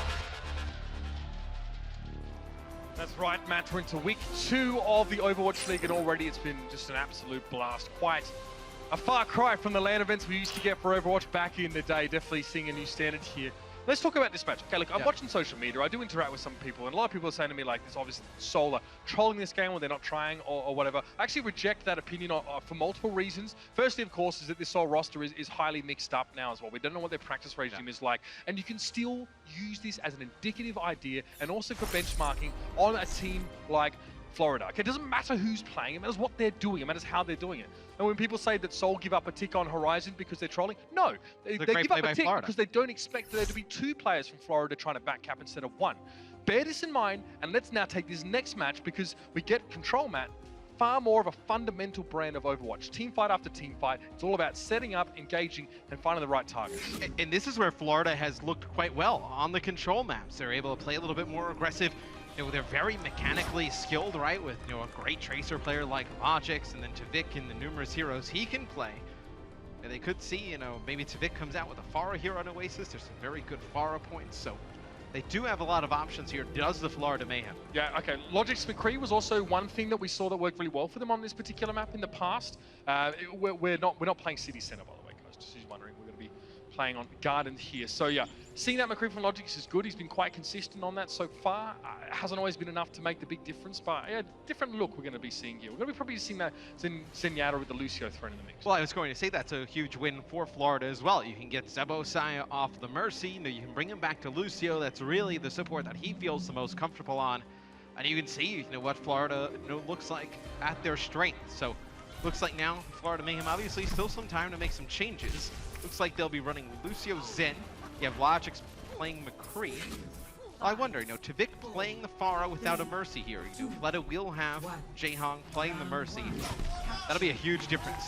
Zebo goes over to Mercy there at the end, so they get the speed boost from the Lucio, then they go over to Mercy. Best of both worlds, I guess. We're going to try and make something happen with that. Wow. Vic finds Fleta, so somehow he manages to pick him off. Mind you, Fleta doesn't have a... well, he actually had the Mercy of Jaehong and took a lot of damage. He might not have been with him at the time on the rollout here, but this is a great start from the Mayhem. That could not have gone better for the Florida Mayhem at the beginning. Tavik goes right up into the sky, hits a shot on a Fleta, takes him out. Then they get a DMAC on the Zephyr. I feel like, you know, once you lose your Pharah that early, like, we rarely see that kills that early into the course of a game. Definitely kind of a little bit of a shock there for Seoul Dynasty. Florida takes the point here with ease. If you're a true Overwatch fan, you really want to look very closely at how the Florida Mayhem try and use some aggression and now use this McCree that they actually have control of the point, which is, in my opinion, where he can be strongest. Zilpe and Logix both go down early on, so Fleta opens up with a fantastic salvo of rockets towards that high ground. Now he's going to look for Tavik, who's obviously not being attended right now by his Mercy. Zebo's going to fall to Munchkin here, and it's all the damage being done on the ground. Fleta's hardly had to do anything. So you saw from Fleta's POVs, firing rockets in that doorway, where he saw Logix playing, I believe it was Zupe as well, and then it's Munchkin going around that backside. As soon as he hits with 2 rockets, Munchkin comes on in, finishes those players off. So now Florida, they'll lose the Zenyatta here. Zupe will play Lucio, which is interesting because this is super weird. Because Zen is great against the Pharah. You know, land those discords, make it a little bit easier to get him out of the sky. Now you've also lost your McCree, so you're really putting a lot of pressure on Tavik to win this one-on-one Pharah battle. Yeah, a lot of resources being put towards Tavik, and Logix, of course, on that Tracer. It's just not going to be enough. Fleta, it's 2 with 2 rockets. It just doesn't get any better than that now. Logix trying to avoid the rocket barrage coming down. But Fleta has left the Mayhem an absolute desolation. And you know what? I don't care how many heroes you switch. I don't care if you have 12 players on your team in the game. Fleta taking them down from 2 already in that fight is going to set them up nicely. Look, there is no way to make that look real good for Florida, right? Seoul Dynasty on these last 2 pushes onto the point have been miles ahead. When Flood is hitting those type of shots, though, it's really difficult to do much of anything. I think what Florida's going for here, Mitch, is they're going to let this Pharah Mercy battle in the sky go down, and they're going to speed boost on in and just try and kill the players on the ground of Seoul Dynasty. It'll be Manitin throwing a self-destruct over the top. He connects with Kuki. That's going to force the Valkyrie out of Jaehong here. Is Toby getting close to his sound barrier? We'll see if they invest this into the fight as well, as Seoul, they do use... Okay, so they use their self-destruct there on Zephyr, but he gets taken out before he gets back into the mech. It is still Seoul Dynasty, though, using the sound barrier, keeping some members alive. That is so filthy when your fire player can hit rockets like that. All right, so it's going to be another 5 seconds before Tvik actually manages to clamber out of the dumpster, and 92, 93% is going to make it almost impossible for Florida to get to this point in full numbers. Seoul have just made them, well, look pretty embarrassed in this round, and I know they expect more from themselves, even up against a top-quality team like the Dynasty. Let's see what we have there. Zephyr gets desuited, Munchkin playing off towards the side. Who's Swoosh looking for right now? It's hard to say, he's so low on HP. Tvik's able to find Toby. At least there was some defense matrix used by Manitou to keep Tvik alive, but he drops immediately after the Dynasty are cut above, and it's just no surprise to see that now as Zebo dives deep in for a resurrect. He finds it there. Tvik's back on his feet. Now as he tries to gain some altitude, Fleta, again, his opponent has been restored, and him and Jaehong might opt to back out, at least for the moment, especially with Zephyr being a non-factor. They use the Valkyrie of Zebo's side there at the end to bring Tvik back into the fight.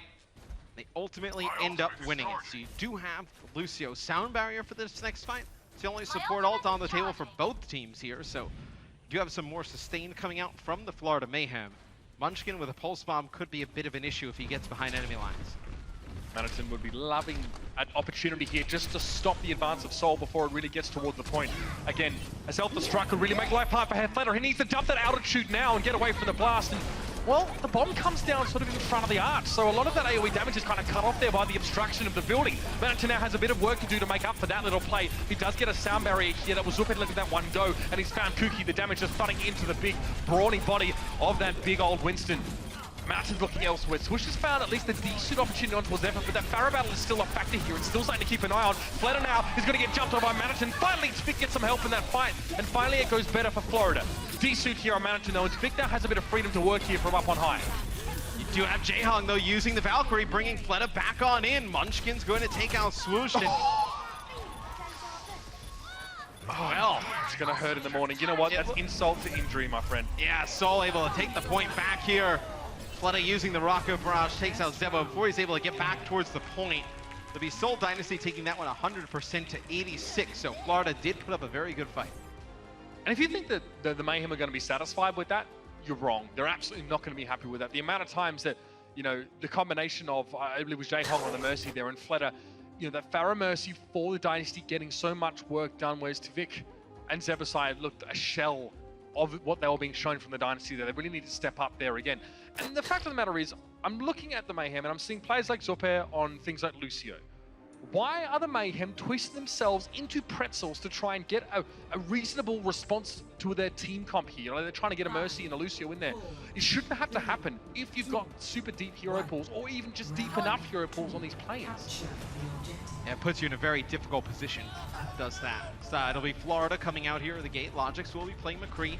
They'll go with the triple tank composition. So Tvik will play Zarya here in this setup. They'll have the speed boost from Zebosai playing Lucio, and then they're going to have Zuppe playing the Moira, getting a lot of great healing on these tanks. Jaehong again. You can see, even a player like him knows, as a Zenyatta, he needs to sit right back. In fact, you can see the three players here for Solar sort of splitting up. Maybe they can sort of sandwich here on towards the Mayhem as they push the point. Fleta was trying to do that, but he gets flashed immediately. Headshot by Logics. The McCree now with a bit of presence on the point. The bubble dropped down deep by Kuki, but he's low, so is Zephyr. He's going to get desuited now. It's clear to see. Swoosh and Logics are making some moves here on the point. And it might be at Florida to start off in control. And I was going to say, Logics needs to play huge here in this scenario because you have Munchkin on the Tracer and you have Fleta playing Genji.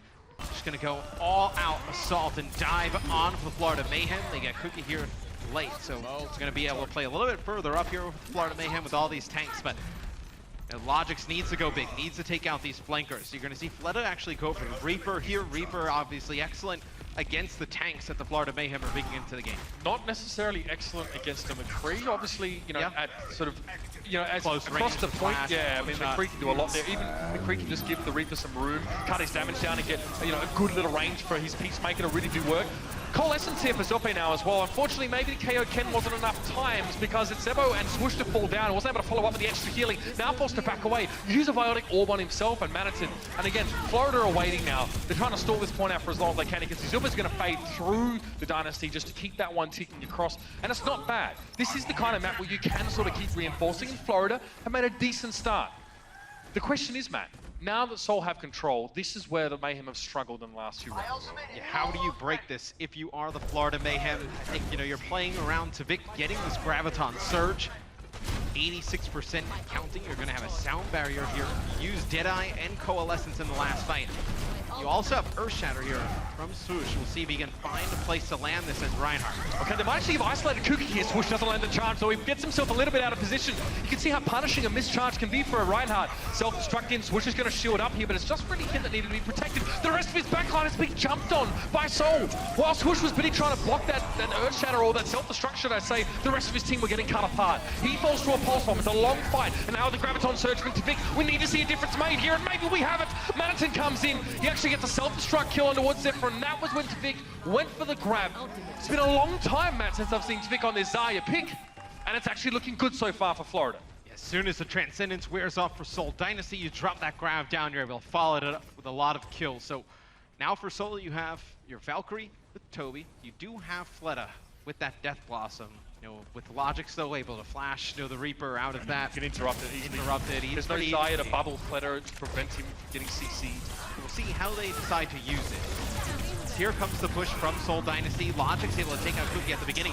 That's going to force Toby to use his Valkyrie. You hear Fleta using that Death Blossom, gets nothing for it, but it's actually Seoul Dynasty who's able to flip the point back in their favor. I think the damage was what was really important there for Fleta, trying to chunk down some of these big bodies. But Munchkin has already fallen to Logix. He needs to find more, but you can see how hard it can be to play with enemies so close as McCree. Logix is frantically flicking that crosshair around, trying to find his target. Oh! Zebo falls down, no sound barrier. He gets taken out while he's in midair before he can hit the ground and give his team the overshield. That might really hurt the Mayhem here because he's lost the ultimate. No chance to use it next fight. They were going to try and engage back to the point was the Florida Mayhem. They were going to use sound barrier and then speed on in with these large tanks. Everybody's alive. And Zebo gets hit with a pulse bomb from Munchkin in the animation. You know, Lucio, he jumps up in the air, likes to, you know, amp it up, drop it down. He gets taken out before he's able to drop sound barrier. That is a huge play there from Munchkin. Just the Coalescence here for the Mayhem, but an Earthshatter's not too far away. Once again, Kuki starts off the party, jumps in, dome down. Fleta now looking to try and get onto some of these tanks, and they found Swoosh. Managed to isolate him for just a moment here. He's forced to charge away, and he does stay alive. Coalescence from Zuppe there are aiding that healing in a big way. Fleta now a little bit low, needs to do damage to get HP. That's how Reaper works, and he's found Zuppe. What a big pick off. The Mora goes down, and now it looks like Seoul are more than happy just to clean this one up. They've had enough of the fun and games. It's time to get the job done. Another Death Blossom from Fleta that doesn't amount to much, but you know what? It's more because there just aren't enough players from Mayhem left standing. That's going to be it. At 2-0. And Seoul Dynasty are still putting on a show for us here, Matt. It's dominant once they get control of that point. But I was just complaining about, you know, the fact that we're seeing the Mayhem try to bend over backwards to get decent team comps here. Now we saw a bit of a different look from them. Yeah, you saw Tvik use the Graviton Surge towards the end, and you already had 2 players who had fallen for the Florida Mayhem, but you know, Seoul just spread out so far. They knew that grab was coming. They weren't able to get anything out of it. One more map left in the series. The Dynasty have already won this series. Then a chance perhaps for the Mayhem to save face. They will not be happy with themselves after their performance in this series, despite their opposition. I know they'll be hoping for better from themselves. Again, Fleta giving us all those highlights. Let's hope for a big map 4 right around the corner.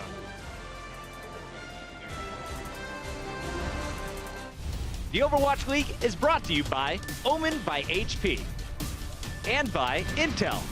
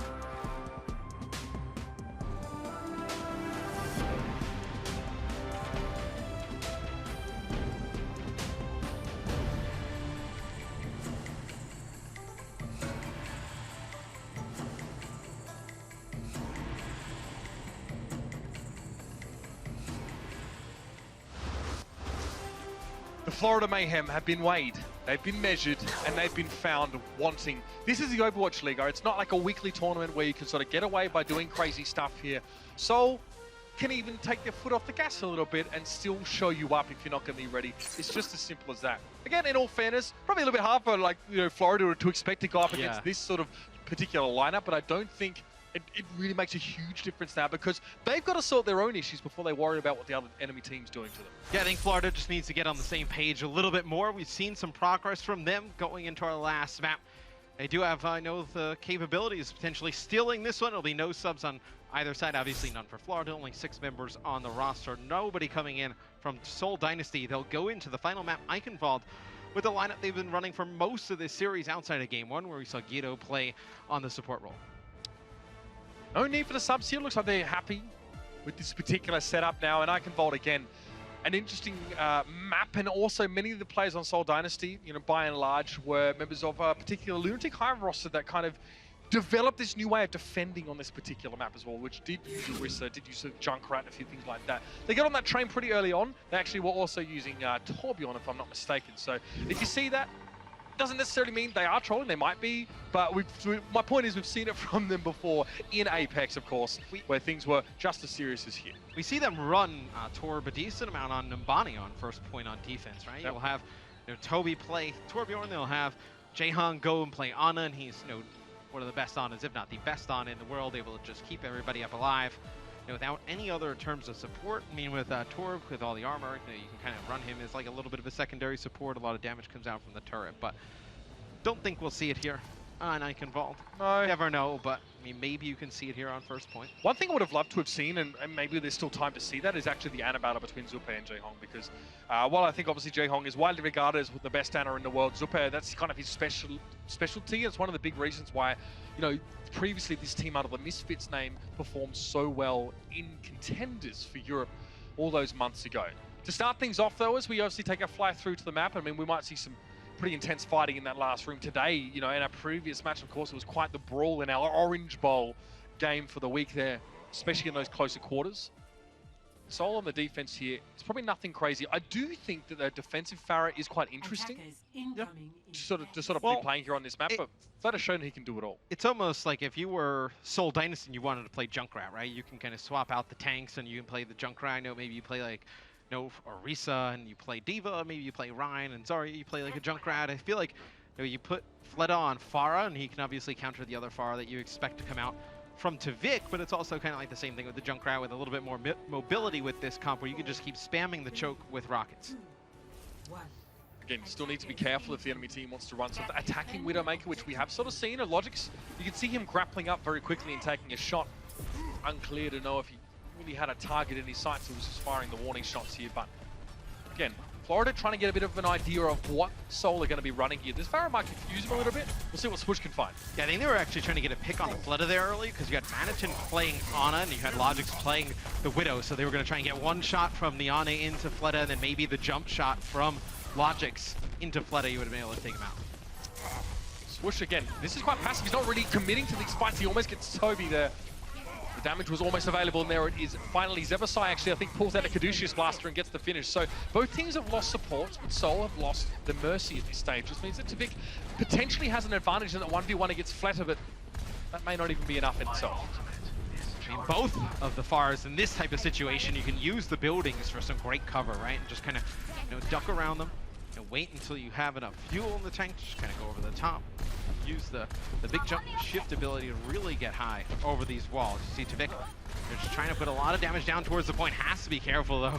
Fleta just hits these rockets so easily, it seems like, in this Pharah versus Pharah battle. Yeah, and now Tavik's got to deal with the fact that his assailant is actually being pocketed at this stage. Lands one, lands two, actually gets Zevasai getting involved again. Very aggressive Mercy play coming out from Zevo, a bit like Neptuna, what we've seen from him so far. And this is a good spot for Tavik to do work here. Toby and Tavik, a 1v1 perhaps that we didn't need to see, but good for indicative purposes anyway. And Mayhem will get that first point there. Again, Tavik was able to essentially go untouched. Fleta was forced back early on by the loss of his Mercy. And I like the way that Zebo played that. He used the Valkyrie, he was providing healing for everybody, but that Mercy versus Pharah battle, it's so important to get that early pick. You just get one of them out of the equation, and he's able to just pop out, Caduceus Blaster, take one member out. Fleta now will go over to Widowmaker, try and counter to Vic's Pharah. He's able to get one. Vic goes off the side of the map. You wonder when he decides to switch, because he has the Rocket Barrage. It's just all kind of a waiting game, right? Maybe you can land a big Rocket Barrage. No, most likely with the Rocket Barrage, you just kind of get shot out of the sky, or the DV eats it up. So he's going to switch right off of that, even though he does have the ultimate. So this is the one spot that I've actually seen Vic play Genji recently for the Mayhem. He obviously likes the fact that he can get up on the high ground pretty easily, because they know they need to really contest, get a little bit more to back their tanks up. Tracer doesn't have as easy a time of getting up there undetected, whereas, you know, Genji can obviously just walk straight up the walls. He was hit there on the ground, Fleta, that was like a vertical shot.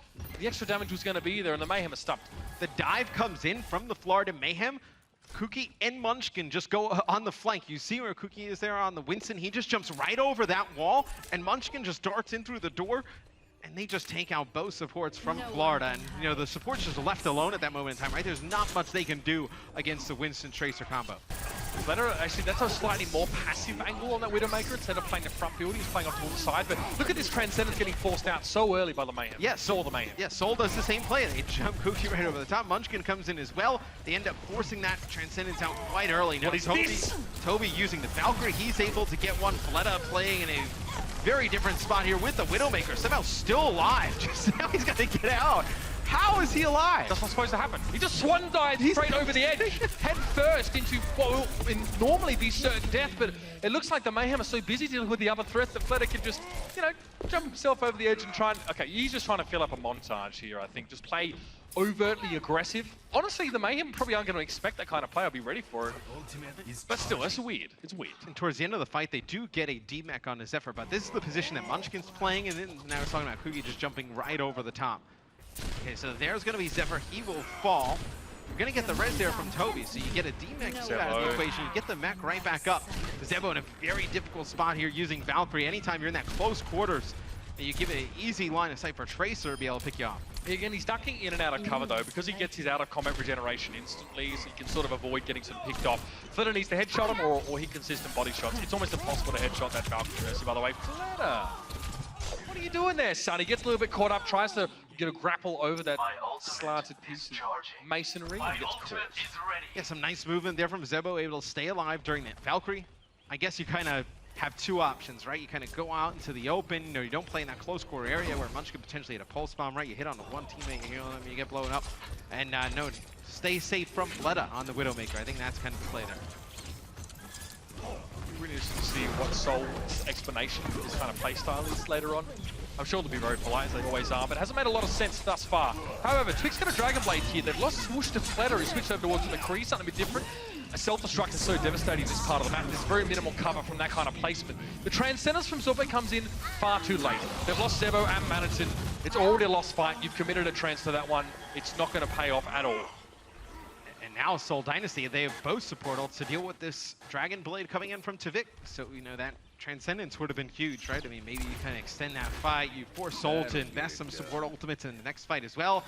So give Tavik the option to be the playmaker with the Dragon Blade. I mean, Seoul, yeah, I mean, Seoul have both their support ults up now. I mean, we'll see if they use it. I mean, it's the last fight, so potentially the last fight if the Mayhem don't get set up. If this keeps happening, people get staggered. Okay, Munchkin going down, so maybe an opportunity here, an opening. Fleta is actually a little bit out of position, being forced onto the low ground, waiting on his flash cooldown. Swoosh doesn't seem to notice him, so Fleta's going to be able to escape. Despite Super getting another kill, Cookie's down, being pressed up now, but the payload's very close. Fleta from behind, though, he turns being out of position into being in a great flanking spot to use a Deadeye to good effect.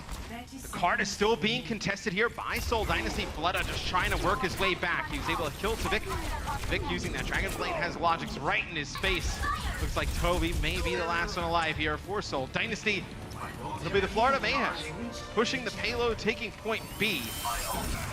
Now with only a minute 40 to go, can they complete the match? Right, so Seoul playing a little bit looser here, and the Mayhem just hoping to have an advantage again to throw themselves into practicing against this. By the way, if you don't impress Seoul, they'll sandbag against you in scrims.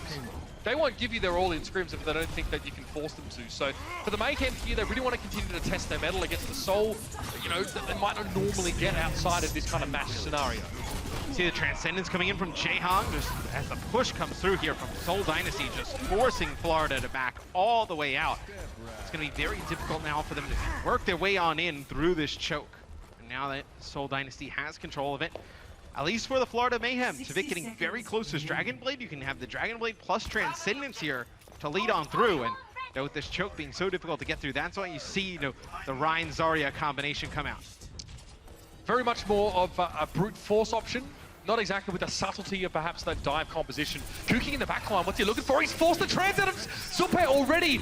Oh, he can't allow that to happen, but Supe had no choice. He would have died. There's only 35 seconds left. Seoul put the Mayhem in a lose-lose situation, and Kuking's not done yet. Now the Primal Rage. You don't want to be stuck in here with a Primal Rage. Winston, oh, that hurts. It hurts to watch.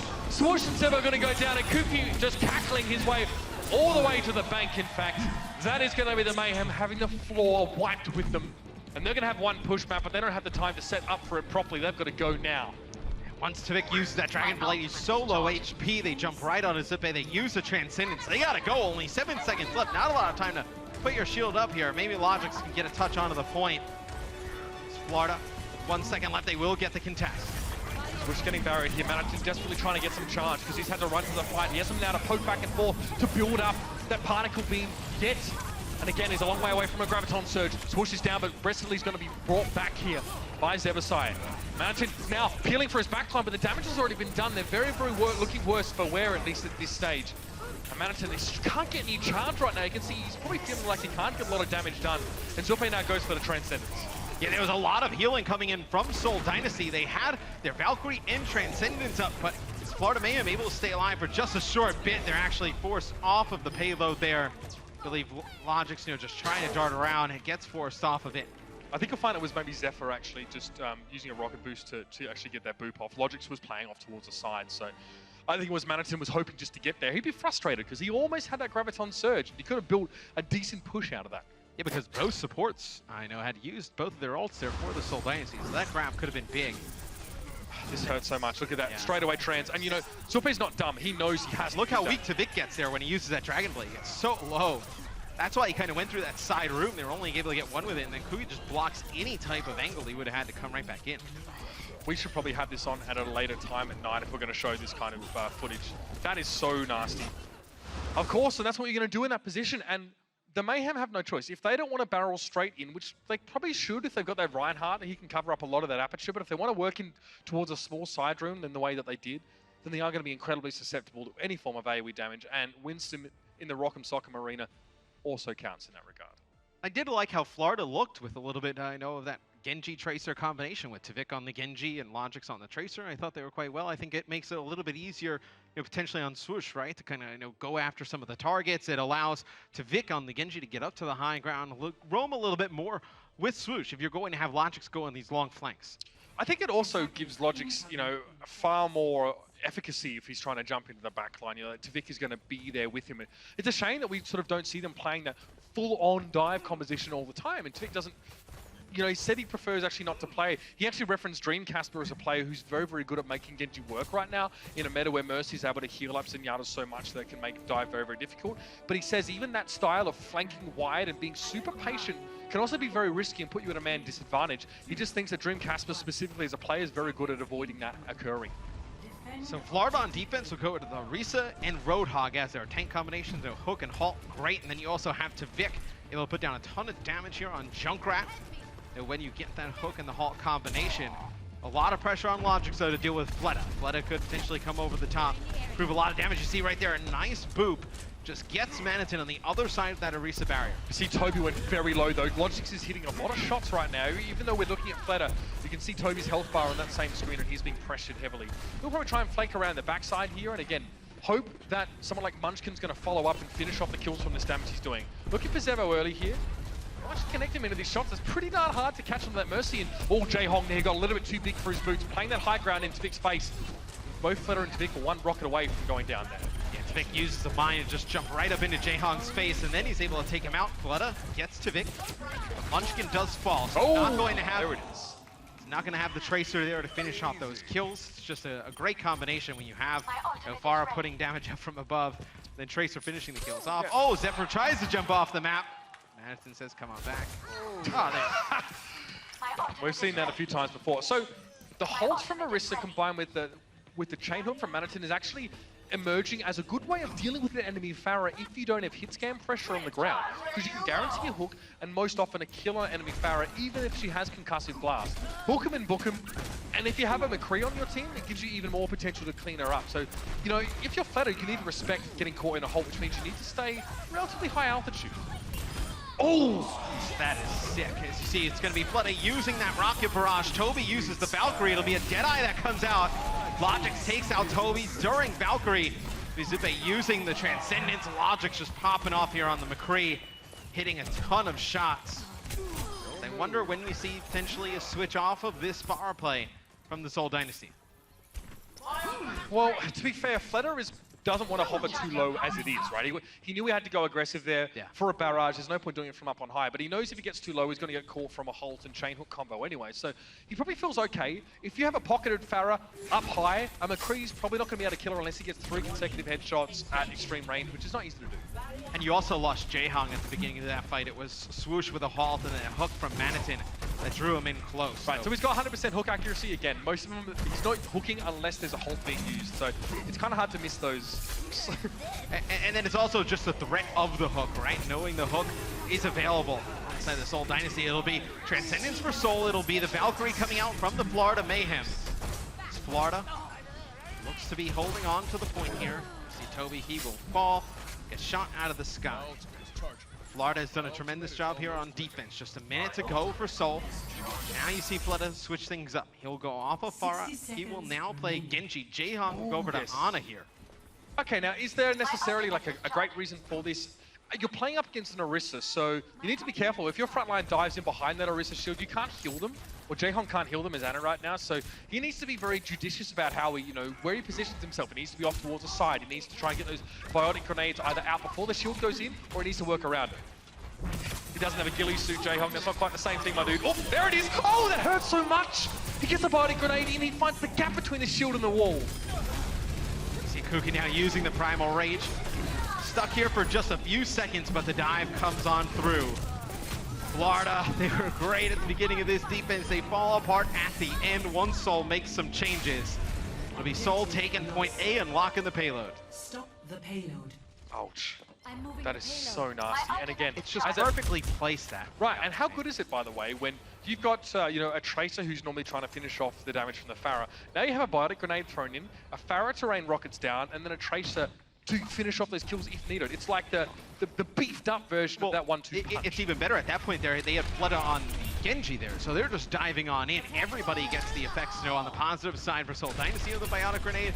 And then on the flip side, Florida denied all that healing, and you have the burst coming in from the Munchkin Fleta combination. They use the Riptire, they take out Fleta at the beginning here, and Logix gets a pick onto Munchkin, so not going to be able to do anything here for Seoul just yet. Now, it's actually going to take quite some time for Seoul, even with 3 men on the payload, to get to towards the next stage. This is a very long climb, and they've only got about 1 minute and 45 seconds remaining. So this might still get close, believe it or not. The Mayhem actually had the answer to what Seoul were throwing at them. I love the quick switch, the Genji, the Ana coming in there.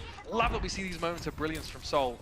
Now Fleta's going to be a bit of a maverick here. Again, look for some high-flying shots. Swoosh is not going to be too worried. A bit of a tickle there, as it wasn't even a fully charged shot for the Widow. Fleta's going to get jumped on.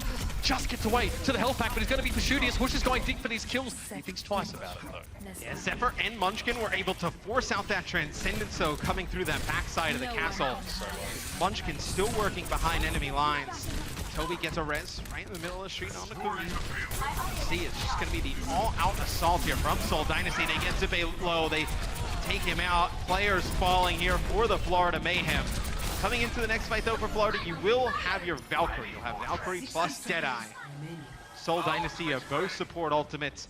I think for Seoul, right, if you can get through this stage, get point B, with keeping on to one of those support ults, you're in a great spot, because you're going to have Zebo use the Valkyrie most likely in this next fight. It's not fun to be McCree with Deadeye here. Look, see what they're doing? The Mayhem are pushing out because they know they get no value out of the Deadeye if they're forced to work through those very small chokes. So they're thinking about making the most of what they have right now. Valk's already out. Zupe is being rezzed up. Tvik actually gets Pulse Bomb killed by Munchkin, which should rarely happen if you have that recall available. He's brought back to life now as well. Swoosh is looking for Widowmaker, or is he? back towards the rest of his team. He just sort of jumps through. He doesn't commit to any of these kills. He knows that he wants to push Seoul Dynasty away and force them to commit for what will be the last fight. 15 seconds left. Florida does get off the payload here, though. They have to get on back. Vic makes it back towards the payload. Manitin as well. Manitin will get demexed. They lose Zupe. Now thinks it's a pulse bomb there from Munchkin. He's able to get through Vic. Takes out Swoosh. They will take point B. Zupe should come back into this next fight here, Florida. Potentially to get one more crack at it. You're going to go Reinhardt, Zarya. You're going to switch to Vic here onto Junkrat. Get a lot of damage. You see the golden box of victory there for Seoul Dynasty. Not far away. I don't want to be a party pooper, Matt, but, you know, Florida Mayhem, if they actually get here in time, which they will, they may not be set up. I like the use of the Reinhardt here, but Logic's get picked off. There was a split second. The shield was down for, and Fleta finds the kill. Now Seoul are going to go in. That is insane. Fleta forced to back away, or at least choosing to do so for the time being, because look, he's just set up for the payload. Happy as Larry, of course, as Swoosh falls to Fleta here. There's no one there. The Mayhem were close, at least to erecting some kind of defense there, man. In that pick by Fleta forces Zupe to use the Transcendence just to keep Zebo alive, to bring Logix back into the fight. And after that, I mean, things just spiral out of control. They're forced to get back onto the payload. They have Munchkin in their backline. It's unacceptable, though. You've got a Reinhardt in such small areas here, and you're getting picked off now. I'm not saying it's Logix's fault, but Swoosh did drop the shield. Logix may not have even been behind it.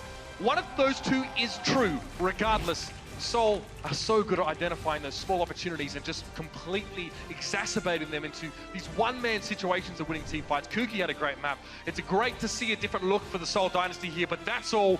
Now off to a break, and we'll get the analysis following the break.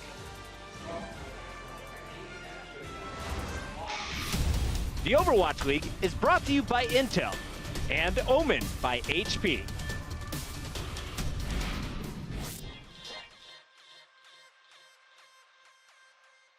You just gotta keep moving forward.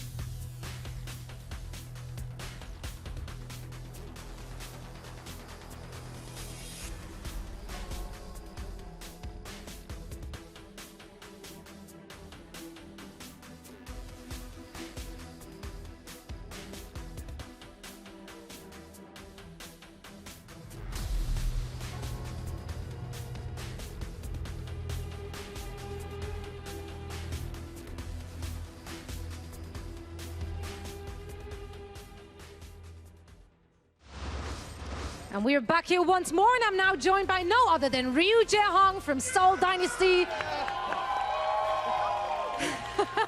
You got them fans, yo. Ryu Jae-hong, you guys just won. Congratulations. Let's talk a little bit about the performance of your team. This was the first time we saw Guido and Zephyr taking on the big stage. How do you think they performed? 저희 축하드리고요. 먼저 이번에 팀이 정말로 잘 해주셨는데 기도 선수랑 제퍼 선수에 대해서 그분들이 하신 경기력에 대해서 어떻게 생각하시는지 얘기해 주실 수 있을까요? 일단 축하해 주셔서 감사합니다. 그리고 일단 기도와 제퍼 선수를 뭐 그동안 안 썼던 이유는 일단 최고의 선수는 맞지만 아직 저희 간의 팀합을 조금 더 맞추고 있는 단계라서 그랬던 거고 이제는 팀합도 많이 맞췄으니까 많이 나올 겁니다. 최고의 선수들이에요. First of all, thanks for congratulating us on the win. The reason that Guido and Zephyr hasn't been coming out was because we're in the process of collaborating and working on the teamwork, and we are doing well on that. So you're gonna see them a lot because they're the best. Guido and Zephyr are the best. All right. Does the audience agree? Of course they do, because Ryu Jae-hong is the one saying it. Now, one last question for you. You're currently undefeated. Is there any team who can bring that streak? No team is also a valid answer, by the way. 저희 팀이 이제까지 진 적이 없는데 혹시 우리의 이 무패 기록을 깰 수 있을 만한 팀이 있을까요?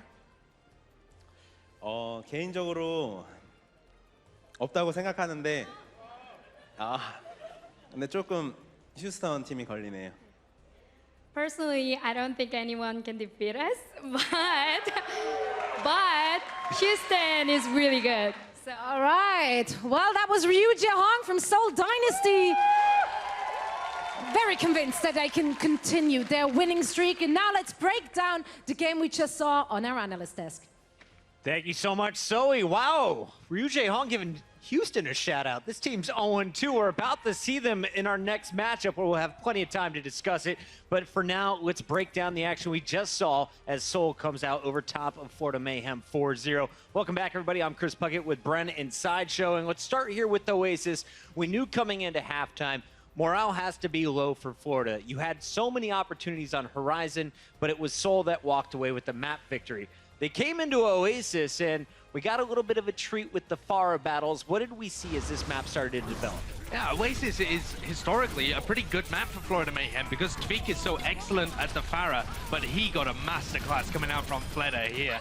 Fleda dominated that battle on Gardens, hitting some incredible directs. This was unbelievable. 3 directs in a row, demolishes the opposing Farah Mercy combo, and then rains down that barrage from above. So fantastic performance from him on that stage in particular. Yeah, and we've got some interesting statistics as well to bring out this a little bit later on as well, between these direct Farah matchups. But overall, Fleta just absolutely dominated it. Florida had to adapt their game plan when they were coming up against Fleta on the Farah because they just couldn't focus in this Farah v Farah duel. Instead, they adapted it. They tried to focus onto the ground war itself. It didn't quite work out for them, and eventually Seoul manages to find the opportunities that they did. But if we take a look at the statistics for the Farah v Farah matchup, that would be brilliant because it can really highlight why Fleta was so dominant here against Tvik.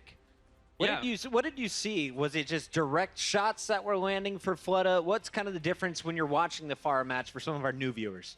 It was pretty much the fact that Tvik is so used to the team style of Florida Mayhem is so used to having to focus on the Farah 1v1s, and the fact that Fleta was dominating Tvik so much in that regard meant that they had to adapt to their playstyle to something that they might not be as practiced with, which is focusing on the ground war. But it still wasn't working out because Fleta was hitting so many direct hits, because he was putting out so much overwhelming damage. I imagine it must have caught them completely off guard. Sideshow, I want to ask you about the second stage. So we see Fleta winning the Farah fight, but in the next round, it's Florida opening up with control of the point first once again, and they did it using a triple tank lineup. Yeah, and this is kind of an unusual setup from Florida Mayhem, mainly because their tank Swoosh is lesser known as a tank player, frankly, because he started as a Genji player in early 2017, came into this one, and he was able to run the Reinhardt to a fairly effective degree. and he had a pretty stellar performance to allow them to take the point. We're going to keep the highlights rolling as we're trying to stay on schedule here. As we get into the Eichenwald, though, we had our eyes on Tavik. That was the player we wanted to watch from the start. We said, if you're going to beat Seoul, you have to stop Fleta. Tavik with a few of the highlights there on his far in the Genji. But overall, again, it's the Florida Mayhem falling just short. It seems that Seoul, they countered with the picks at the end of map 3. What was the difference maker as we went to Eichenwald? I think general sort of cohesion team play. Seoul Dynasty, they like to stick with what they know, which is going to be the dive compositions. They didn't really stretch too far outside of that. Florida Mayhem, they tried to switch things up. You saw Tavik entering with the Pharah. They had some success with it as well. They tried a lot of different compositions. They were running with the Orisa Roadhog at some point as well on defense, as well as the triple tank that we did see them running on Oasis a bit before, which is good. It shows that they are starting to flex a little bit more, and they are flexible despite being a 6-man roster, which is what they need to do if they're going to start competing later on down the line. Absolutely. Sideshow, we were talking about the supports coming into this matchup. Of course, Fleta, Munchkin, they're going to get all the love as DPS players. But the core of this lineup, it's built off of the back of their star support players. It really is, and that was why it was interesting to see Guido come in for the first map and fill in. Actually, we thought he was going to be filling in the Mercy role, ended up playing Zenyatta for the majority of Dorado. And I think it's really interesting, actually, to look at the support duo for Seoul Dynasty, because they set up the core, as you were saying. They have a very passive approach to the game, really focus on making sure that everybody stays alive within the team, but also that the two support players stay alive. And you can see, we have a highlight actually of Fleta when he was playing Widowmaker and Eichenwald, was able to stay alive way longer than he should have done, because Toby's got the Valkyrie and he knows that the entirety of Mayhem, as this very aggressive team that have a singular kind of focus, are just going to try and take down Fleta. He gets juggled all over the map, but at no point is there anybody trying to flank. Logix isn't coming in around the back and trying to pin Fleta. They don't have any mix-up to their style. They are just picking a target and focusing on him, and it makes it so easy for Toby and Ryu Jaehong to just amp heals into that guy and keep him alive, and it wastes the entire dive. Makes Florida Mayhem way out of position. All right, before we get to our player of the match, real quick, I have to ask about the new faces. Kuki, playing in the same role that we see Miro, who's normally in the starting lineup. Zephyr in the same role as Zumba, and Guido in the same role as Toby. What did we think of the performance of these three players today, Brent? I mean, we discussed this briefly off camera, but across the board, I think we decided that there was no real difference. That makes Seoul Dynasty super scary coming into future games, because a lot of people are saying, oh, Seoul Dynasty, they're fielding these players, they're not taking this game seriously. No, they were playing just as well as some of the main squad, some of these permanent members. And the fact that they can bring that, and they've got so many flexible players, so many masterclass players, is the word I used earlier, is very much a scary moment for a lot of these teams as they're looking at Seoul Dynasty from the outside. All right, well, it's time to name our player of the match, sponsored by Omen by HP. It's not Fleta this time. We went with the healer, the man that was in the winning interview. It's Ryu Jaehong, who showed us everything on the support. Yeah, he did. He started on Mercy, which was slightly unconventional, allowed Guido to have a great game on Zenyatta as well.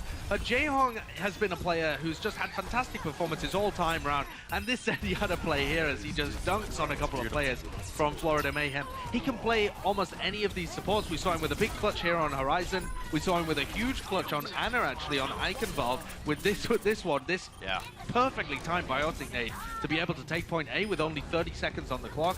Switches to the healer, exactly what they need. Has such great coordination with this team. Great player. It's so hard to name a flex support player in this league with as much prowess as Ryu Jaehong on all of these roles. Not many players can pull it out on the Mercy, on Ana, on Zen, and nameless other roles as well. He can flex to the DPS as well, which is another star point to point out here. But his Ryu Jaehong stats overall, again, just a fantastic player. He pumps out the damage, pumps up the numbers. All right, Seoul Dynasty, our first team to advance to 3-0 at the top of the leaderboard. In our next matchup, though, we're going to see which of our two remaining teams will be the first to get a win in the scoreboard. Is it going to be the Houston Outlaws, or will it be the Shanghai Dragons? The third and final match of Week 2, Day 1, coming up after this.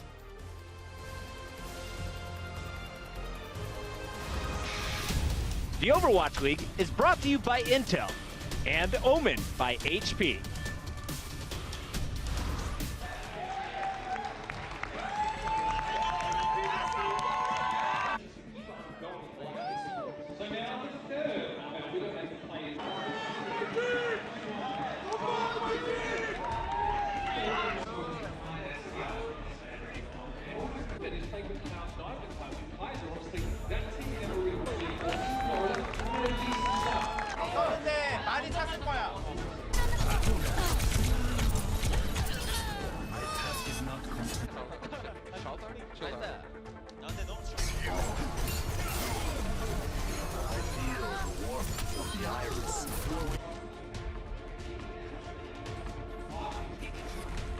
Seoul Dynasty are still